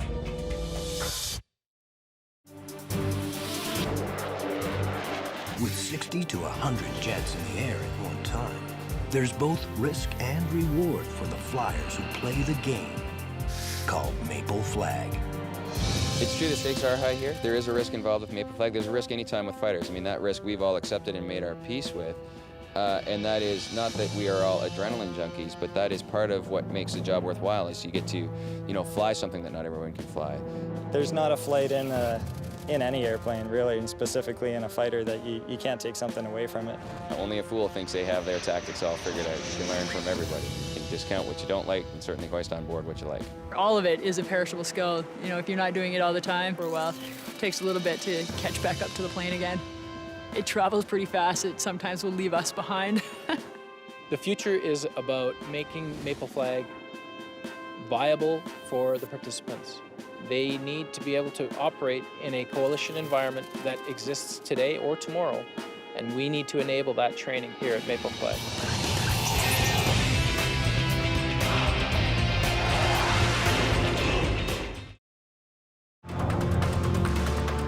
Modern submarines. Silent. Secretive. Lethal. Submarines dominate the oceans of the world. But there's one type of submarine few people know about. They've been around since before the First World War. Most NATO countries use them, and they're considered a strategic threat around the world. Stealth diesel electric submarines. They're the hunter-killer class of subs. Stand by to fire. The people who crew these submarines are the best of the best. Weapons operating correctly. They're among the Navy's elite sailors. Submariners.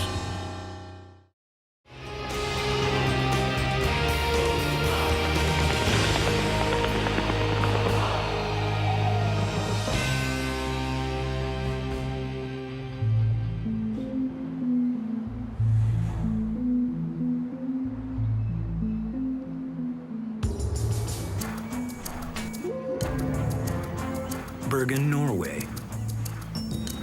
One of the most idyllic ports in Europe. People come from around the globe to drink in her old world charm, culture, and Scandinavian beauty. This is a place of rest and relaxation. These are crew from Her Majesty's Canadian submarine Corner Brook. They're on a short bit of shore leave before heading back to sea, back to training for war.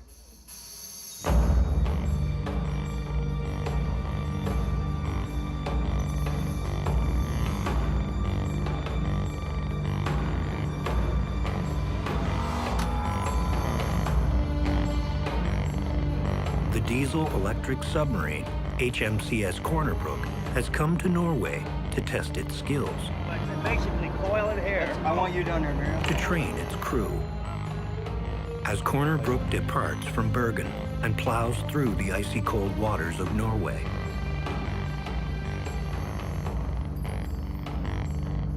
The crew takes in the fresh air, before it's gone. For the next 10 days, they'll be sealed below deck in tight quarters with few showers and little fresh air. Once at sea, preparations are made to dive. The first dive.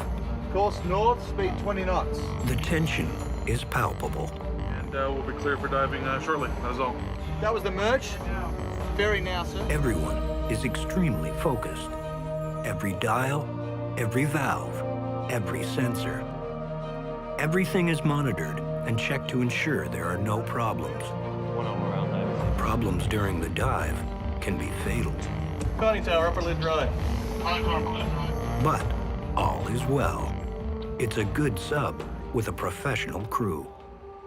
Once the submarine has been safely secured for sea, it's time to get down to business. There are many types of submarines in today's modern navies. They can be classed into 4 major categories. SSBNs are ballistic missile submarines. They're an important tool in nuclear defense and deterrence. These huge submarines carry a deadly payload of strategic missiles. Missiles such as the Trident II SLBM. SSGNs are the same size as SSBNs, except they carry a different payload.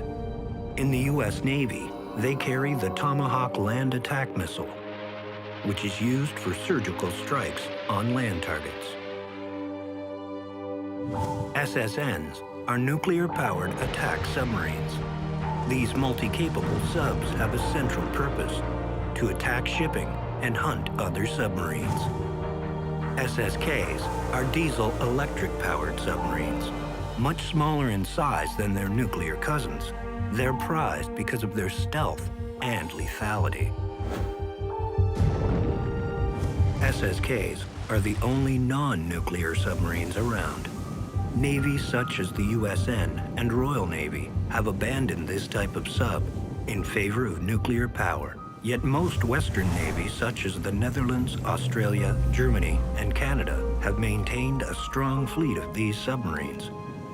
One of the best is the Canadian Victoria class. Originally built as the Upholder class for the Royal Navy, they were recently purchased by Canada to replace her aging fleet of Oberon subs. The Victoria class has proven to be a very deadly and effective submarine. It's all about stealth. On board this Canadian submarine are a number of exchange officers from other nations that have diesel-electric submarines. When we return, as the submarine glides through the cold darkness of the Norwegian fjords, above, there are people hunting them. It's all part of the dangerous training.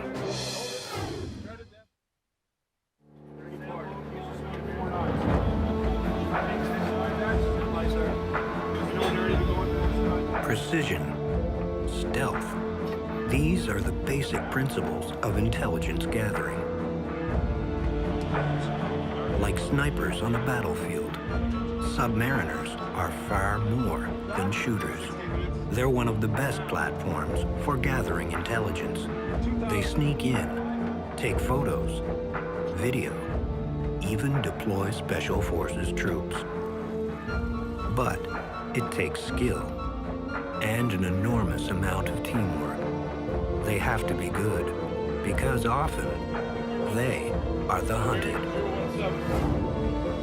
In wartime or special operations, ships and aircraft are a submarine's #1 enemy. So every submarine crew practices stealth and evasion constantly, trying to remain undetected. It's key to their survival. For the junior officers, it's one of their biggest challenges, making the right tactical decisions to evade enemy detection. Even though this is only an exercise, the stakes are very real. We have ferry traffic, transit time. This is the ultimate game of chess. To eject the Vic and Lieutenant Commander Alex Koyman is an experienced and knowledgeable submariner. He recently spent 2 years on exchange with the Dutch submarine force. Koyman is a junior officer with high hopes to command his own sub. Today, he is tested. A menacing helicopter keeps coming in and out of range. Down. I'm visual during that all-around look. Koyman takes command to gather intelligence on a ship. He needs to get in close, but he must remain undetected. 5 down. 3 up. Yep. 5 up, 18. Range. It's getting late.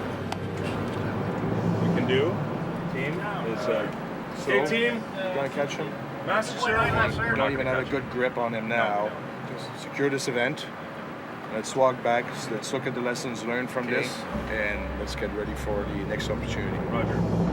After the failed intelligence gathering, Koyman is given a debrief by the captain and Commander Kasivi. The goal is to help him learn. React to what you see. You know, I looked at it, I saw 2 white lights, looked like a 15 starboard, right? Which sold you the path it was starboard, but what were the next words out of my mouth? A lot of people on the forward periscope, keeping it up, telling me to keep it up, putting it down. It disrupts the flow of the attack. Did you look out the attack periscope and all that? I did switch the attack periscope. And did you see why I was looking out the search periscope very quickly? Visibility is less through the attack periscope. Significant. But when you okay. You'd have to fight through it. Okay, you gotta fight through it. Captain's gotta be happy with the safety. Okay, and when the picture gets confusing, Sasha will try to get a look to be able to point you in the path and try to rectify the confusion. Okay, there's a vessel out there. Unless there's anything else, let's go have a look. Let's take positive charge, and let's perform this one better. Right. Okay, go.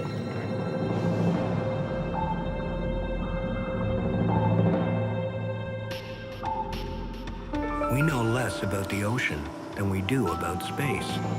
A submarine is an immensely complicated vessel that must operate in an incredibly hostile environment, with as many mechanical parts as a NASA space shuttle.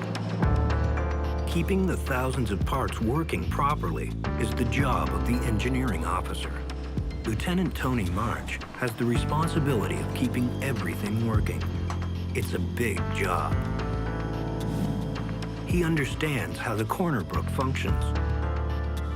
This is the engine room of the corner brook. This is where the electrical power is generated for the propulsion system. We have 2 Paxman Valenta 16-cylinder diesel engines. They're modified locomotive engines, and they each make around 2,000 horsepower. They produce DC electrical power, which is then supplied to the submarine main battery and propulsion system. Operating in one of the harshest environments on Earth, every submariner has to be familiar with literally hundreds of valves that may be critical to submarine safety, such as this emergency blow control valve, which will put high pressure air into the main ballast tanks and surface the submarine in an emergency.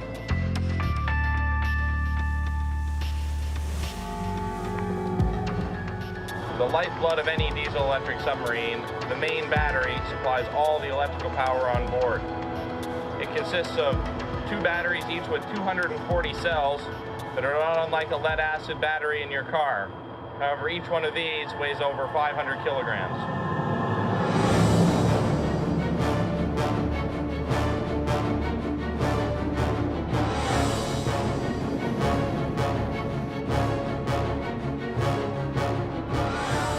Life in a submarine is very different from that of a ship.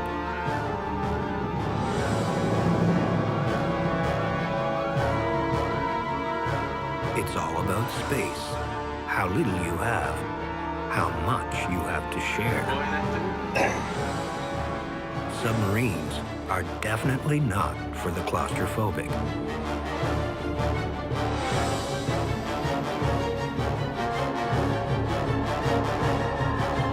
Leading seaman Jules Staub is used to these living spaces and how palatial they are. Welcome to a submarine bathroom. It has all the amenities of home. It has our toilet located aft, our garbage can, our own shower fitted with our own sink, and 2 sinks outside. From time to time, when we have enough water on board, we're allowed to shower. Now, a 4-minute shower takes 20 minutes because you have to ensure the space is totally dry before you can leave. Now, if you follow me, we'll continue on to where I sleep. Well, here's my bunk. It's not much space, but I call it home.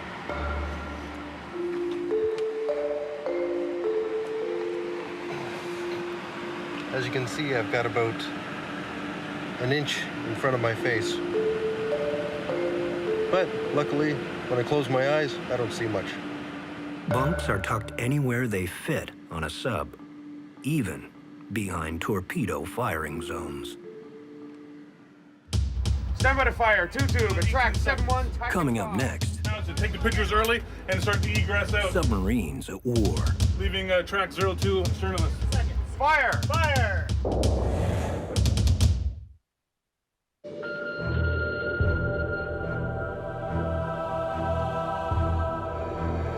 That.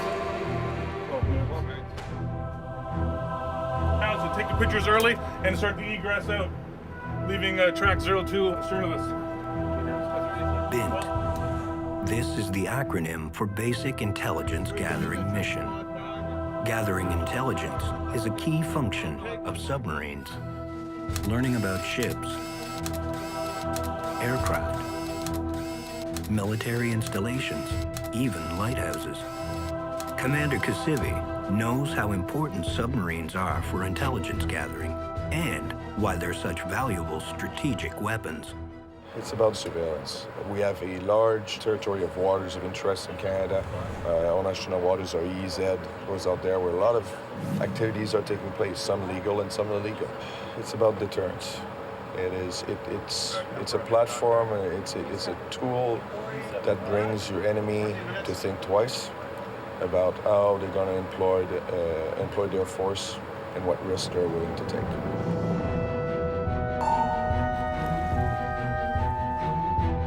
Lieutenant Commander Rael Fortin has a wealth of submarine experience. He's just returned from a 2-year exchange on Australian submarines. Like others in his place, he's keen, ambitious, eager to take command. But tonight, he has a problem. No attack. Handles with it. A maritime long-range patrol aircraft is hunting him down as he tries to gather intelligence on a nearby lighthouse. Sonar buoys have been dropped all around the submarine. High-frequency squeals are used to bounce off the sides of the sub, giving away their secret location. But the submariners are clever. They know how to use the sea to hide. Recovering.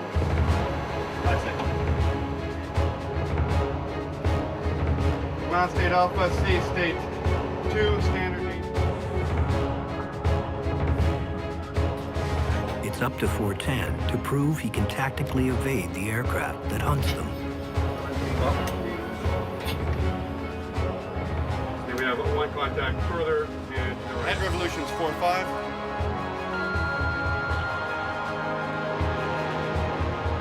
He uses the passive sonar that is arranged in the flanks of the submarine, or in its towed tail to help detect and evade the enemy. Everybody all around look, raise attack all around look.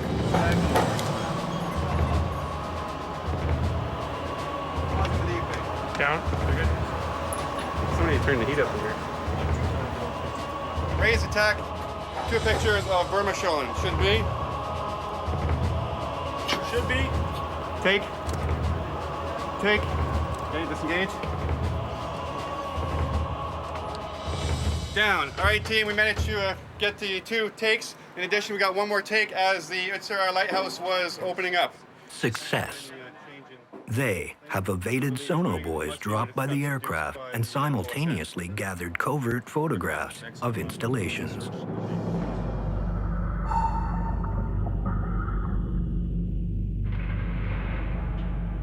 The ultimate naval firing power. Torpedoes. The greatest threat a submarine poses to enemy forces is their ability to sink ships and submarines.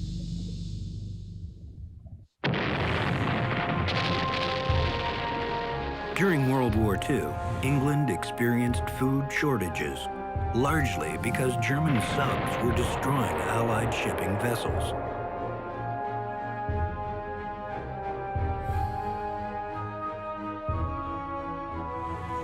During the Cold War, the Russians realized the sub's strategic value and then went on to build an enormous fleet of submarines. Today, submarines remain critical to a nation's defense. Stand by to fire, 2-tube, at track 7-1, tactic 5. Stand by to fire, 2-tube. Every nation in NATO has submarines. WC, ship patrol, fire salvo water shot from Green 6-tube. Should HMCS Cornerbrook ever have to fire a torpedo in anger, this is what it would look like. Fire! Every submariner hopes this will never have to be.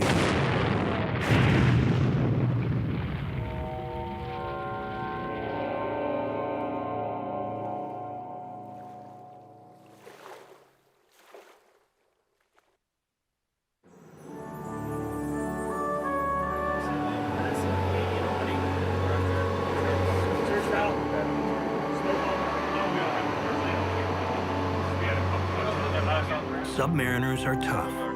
It's not easy living in cramped quarters, being submerged for weeks at a time, working in an environment of stress and exactness. But those who do it love it. Love the precision and striving for perfection.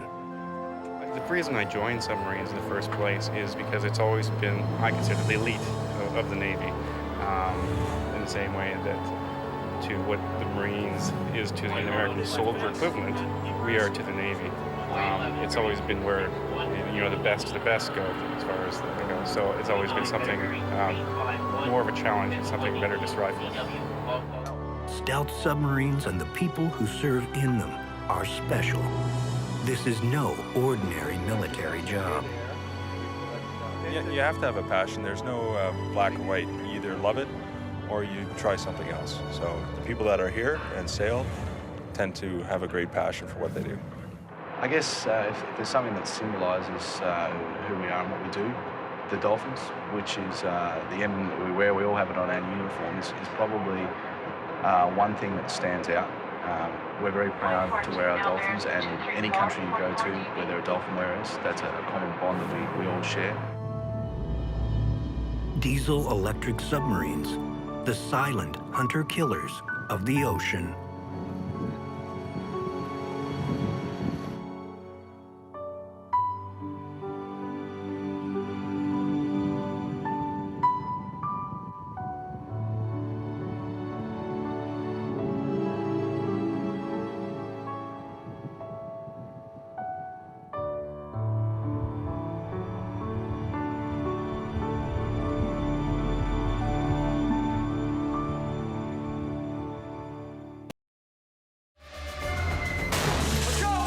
Hand-to-hand combat.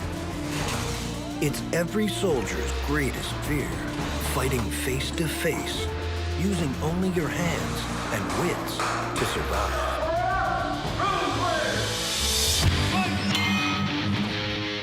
Today, modern coalition armies are training their soldiers to win battles in every dimension of war, including combatives.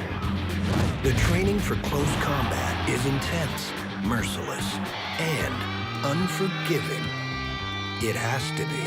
The stakes are high in this win or lose contest. It's the difference between life or death.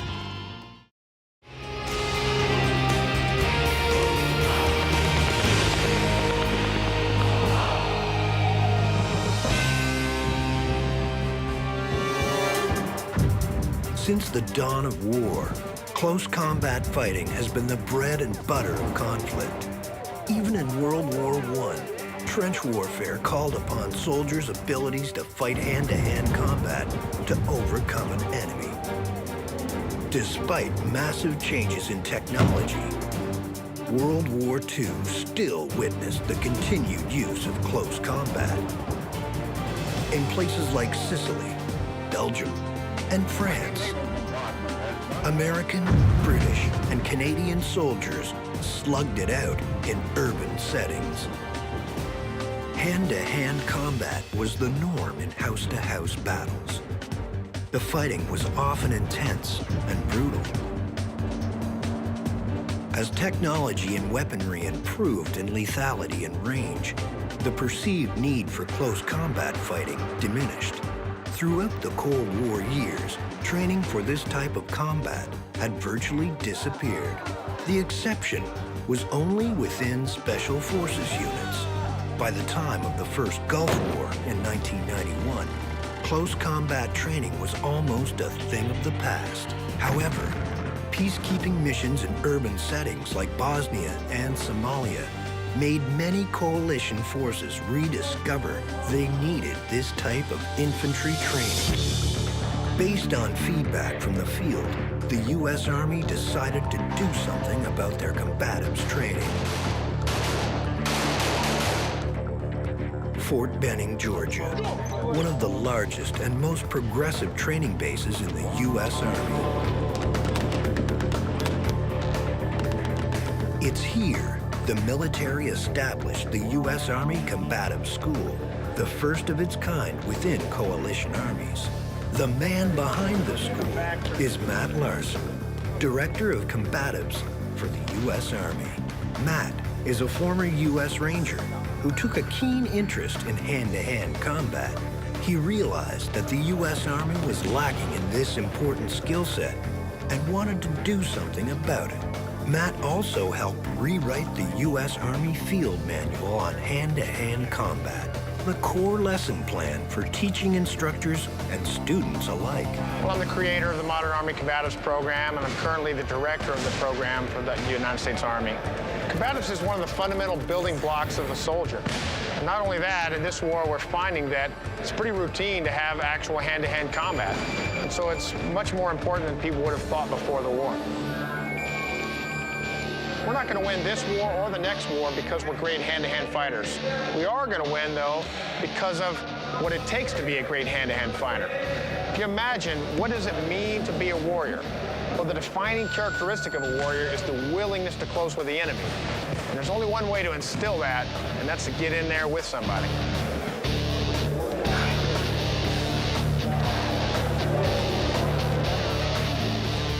Training's for all soldiers.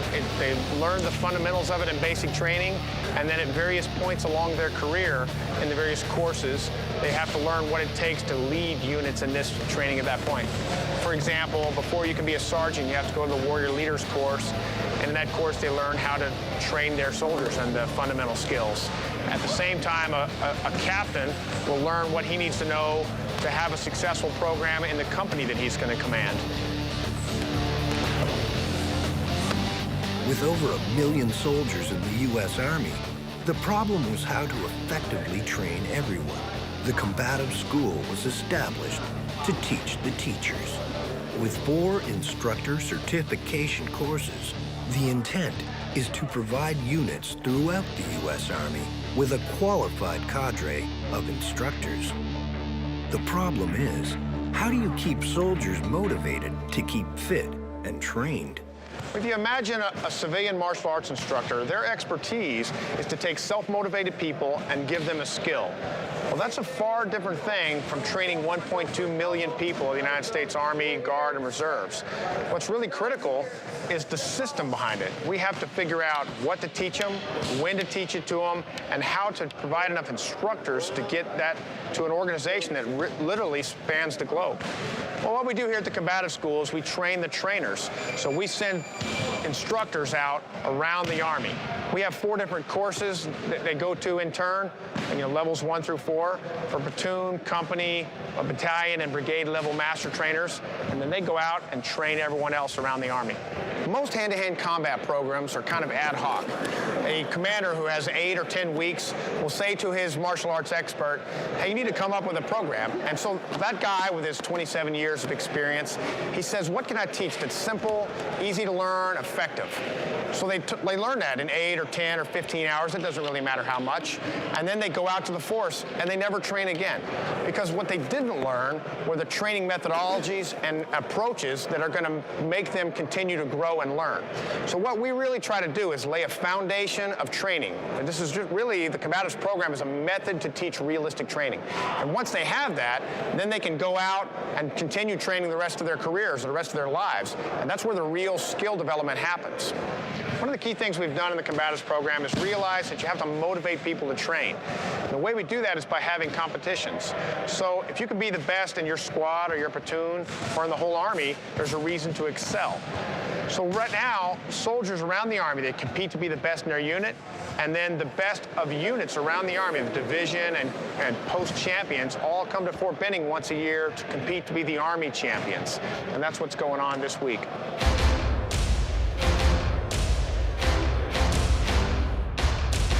Each year, the U.S. Army holds an intense combatives competition at Fort Benning. Soldiers and even airmen come from bases throughout the world to compete. Even women soldiers compete. The purpose is simple: to hone their skills and motivate the soldiers to keep trained and fit. Fit for future combat, anywhere in the world. For many, this is their first real test of unarmed combat. And tested they will be.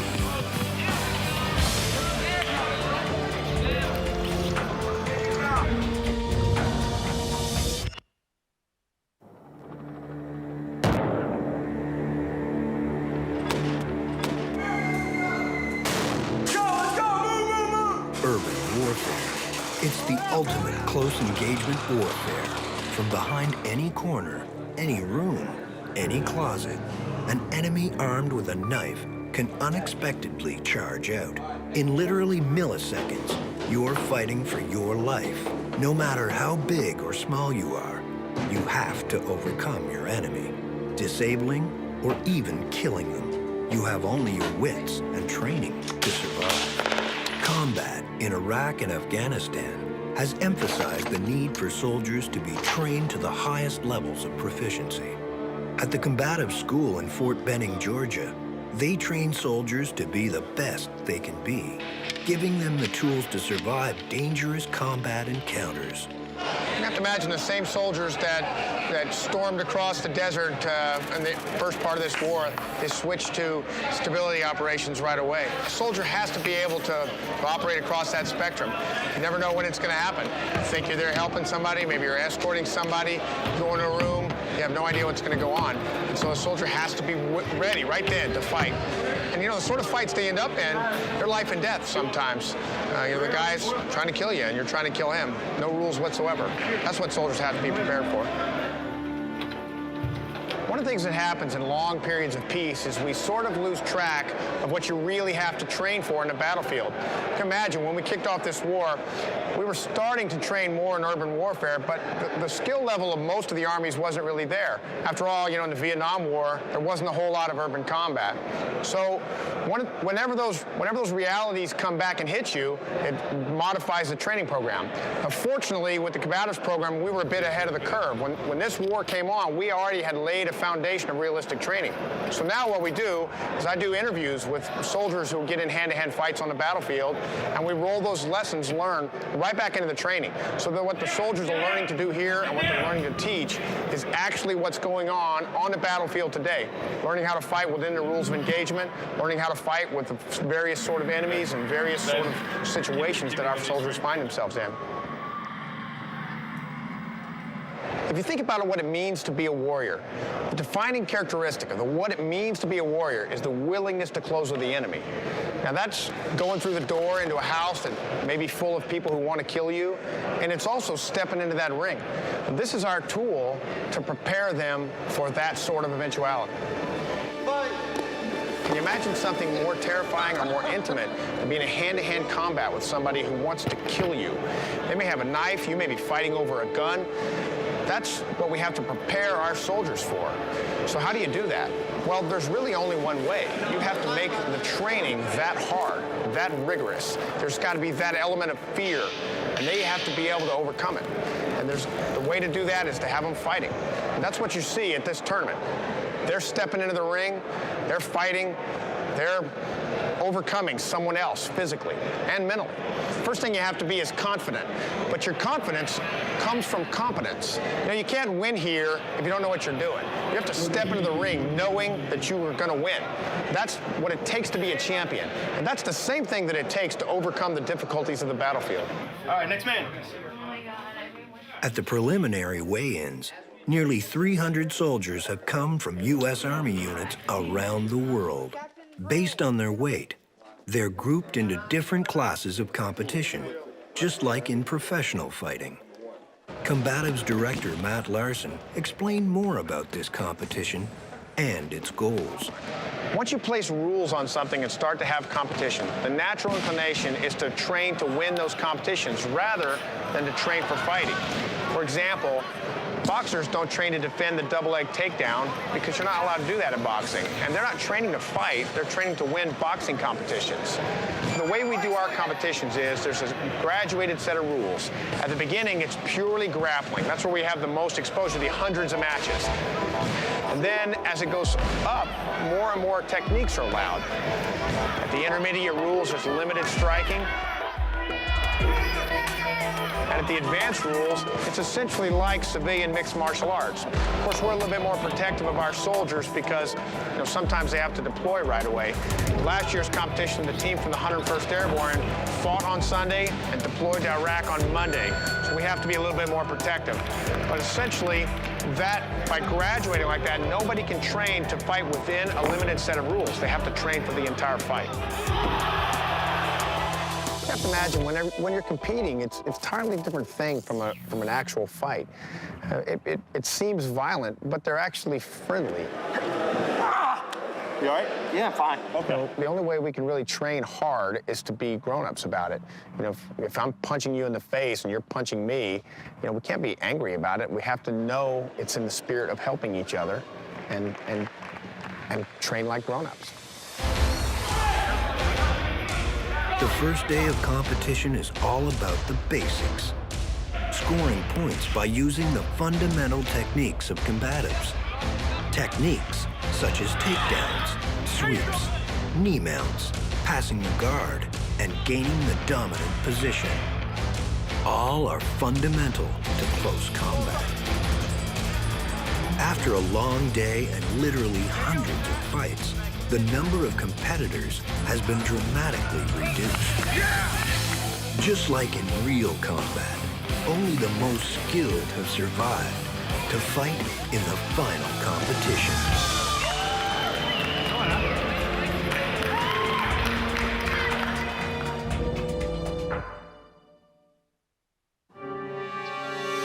In 2002, the U.S. Army adopted the Modern Army Combatives Program, known as MAC. The program was developed by Matt Larson and established at the U.S. Army Combative School at Fort Benning, Georgia. MAC draws from systems such as Brazilian Jiu-Jitsu, Muay Thai, and Kali, which are fully integrated into current close-quarter battle tactics and training methods.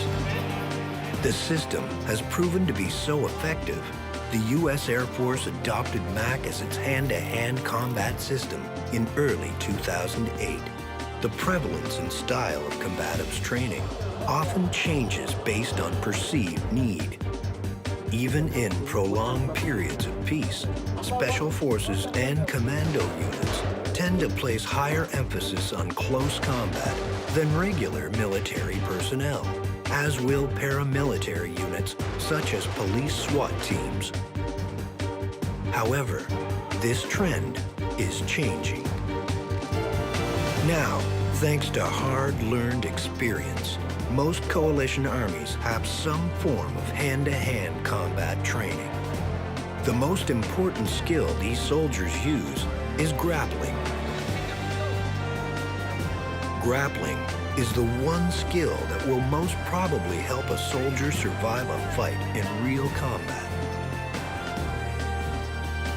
We started with ground grappling simply because it's easier to learn. Imagine most martial arts, striking-based martial arts, it's skill-based. You're going to be a better fighter if you have more skill than the other person. So just like any skill, it takes a while to learn that. It could be teaching them how to play the violin. It takes that long to teach them to be an effective striker. With ground grappling, it's really simple.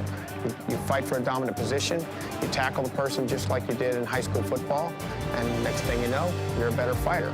So we can make someone a better fighter because of the fighting theory and because of having a better strategy in a very short amount of time. There's a great debate about striking skills, ground grappling skills. The truth is, the situation is going to dictate whether it's better to be on your feet. You're fighting more than one person, maybe you don't want to be on the ground, or maybe you don't want to be on top of somebody. You're never going to be able to predict what's going to happen in those fights. What you can predict is that the nature of them is going to be chaotic, it's going to be violent. Soldiers come to this competition for a variety of reasons. This competition is important to soldiers because it builds a baseline aggression that you just can't get from conventional training. I mean, this is really the closest you can get to a combat situation without actually having bullets flying. My job is being a UH-60 helicopter pilot, but on top of that, we have to get people ready for war, going over to Iraq and Afghanistan. And the one thing I don't want to do is take a soldier to war with me and have him not be confident in his hand-to-hand skills to the point where he could lose his life or possibly someone else on his team. It's the final round of the combatives competition. Only the most fit and skilled fighters have made it to this point. These final bouts use advanced fighting techniques, and the fighters are dressed similar to UFC-type competitions. Hand strikes, use of the knee for body blows, and martial arts takedowns are all permitted. The fights are fast, brutal, and violent, just like they are in real combat. Except here, the losers get to walk away. These soldiers have trained for months. Some have traveled thousands of miles, and some have endured horrific pain just to get a handshake and a piece of paper. But it's enough. In the world of combatives, it's all about the bragging rights, proving to your fellow warriors that you're the best, proving you can win in combat and protect your comrades. For soldiers, it's all about the warrior ethos, having the willingness to close with the enemy and destroy them.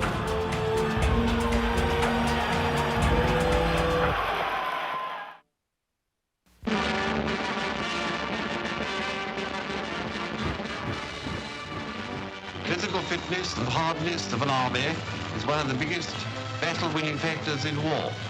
When two first-class fighters meet, he who sticks it longest wins in the end. Fighting fit and fit to fight.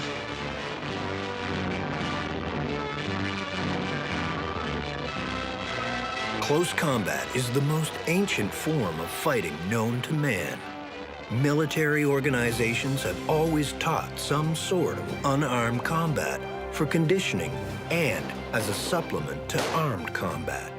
Coalition fighting in Iraq and Afghanistan has repeatedly proven that urban warfare is an environment saturated with close combat. The U.S. Army Combative School and the training it's providing is helping save soldiers' lives. Helping by giving them the tools they need to survive hand-to-hand combat. Imagine when a soldier goes through a door, the room is probably only 8 feet deep. When you get in there, it's not going to be a marksmanship contest, it's going to be a fight. And so hand-to-hand combat happens all the time in Iraq, and we have to be ready for it. It's a fundamental part of being a soldier. There's a bunch of different skill sets out there, and no matter how good you are at your game, there's always something you can learn, something you can keep training, and it instills the idea that you need to reach out instead of just sitting there and being happy with what you have, to continually train, stay in shape, and then provide other people with your new skill sets. Well, the training is going to save your life because it inoculates you to stress. Okay, you're in a situation where one individual is trying to hurt you. Now, either you're going to fight or you're going to flee. Now, this causes soldiers to go towards the fight rather than go away from it. Combatives is important because it's instilling the warrior ethos. It's showing every soldier that the Army thinks it's important for them to get out there and fight and actually be a war fighter. Whether you're sitting behind a computer or you're infantry out there digging a foxhole, the Army wants you to be able to fight at any time.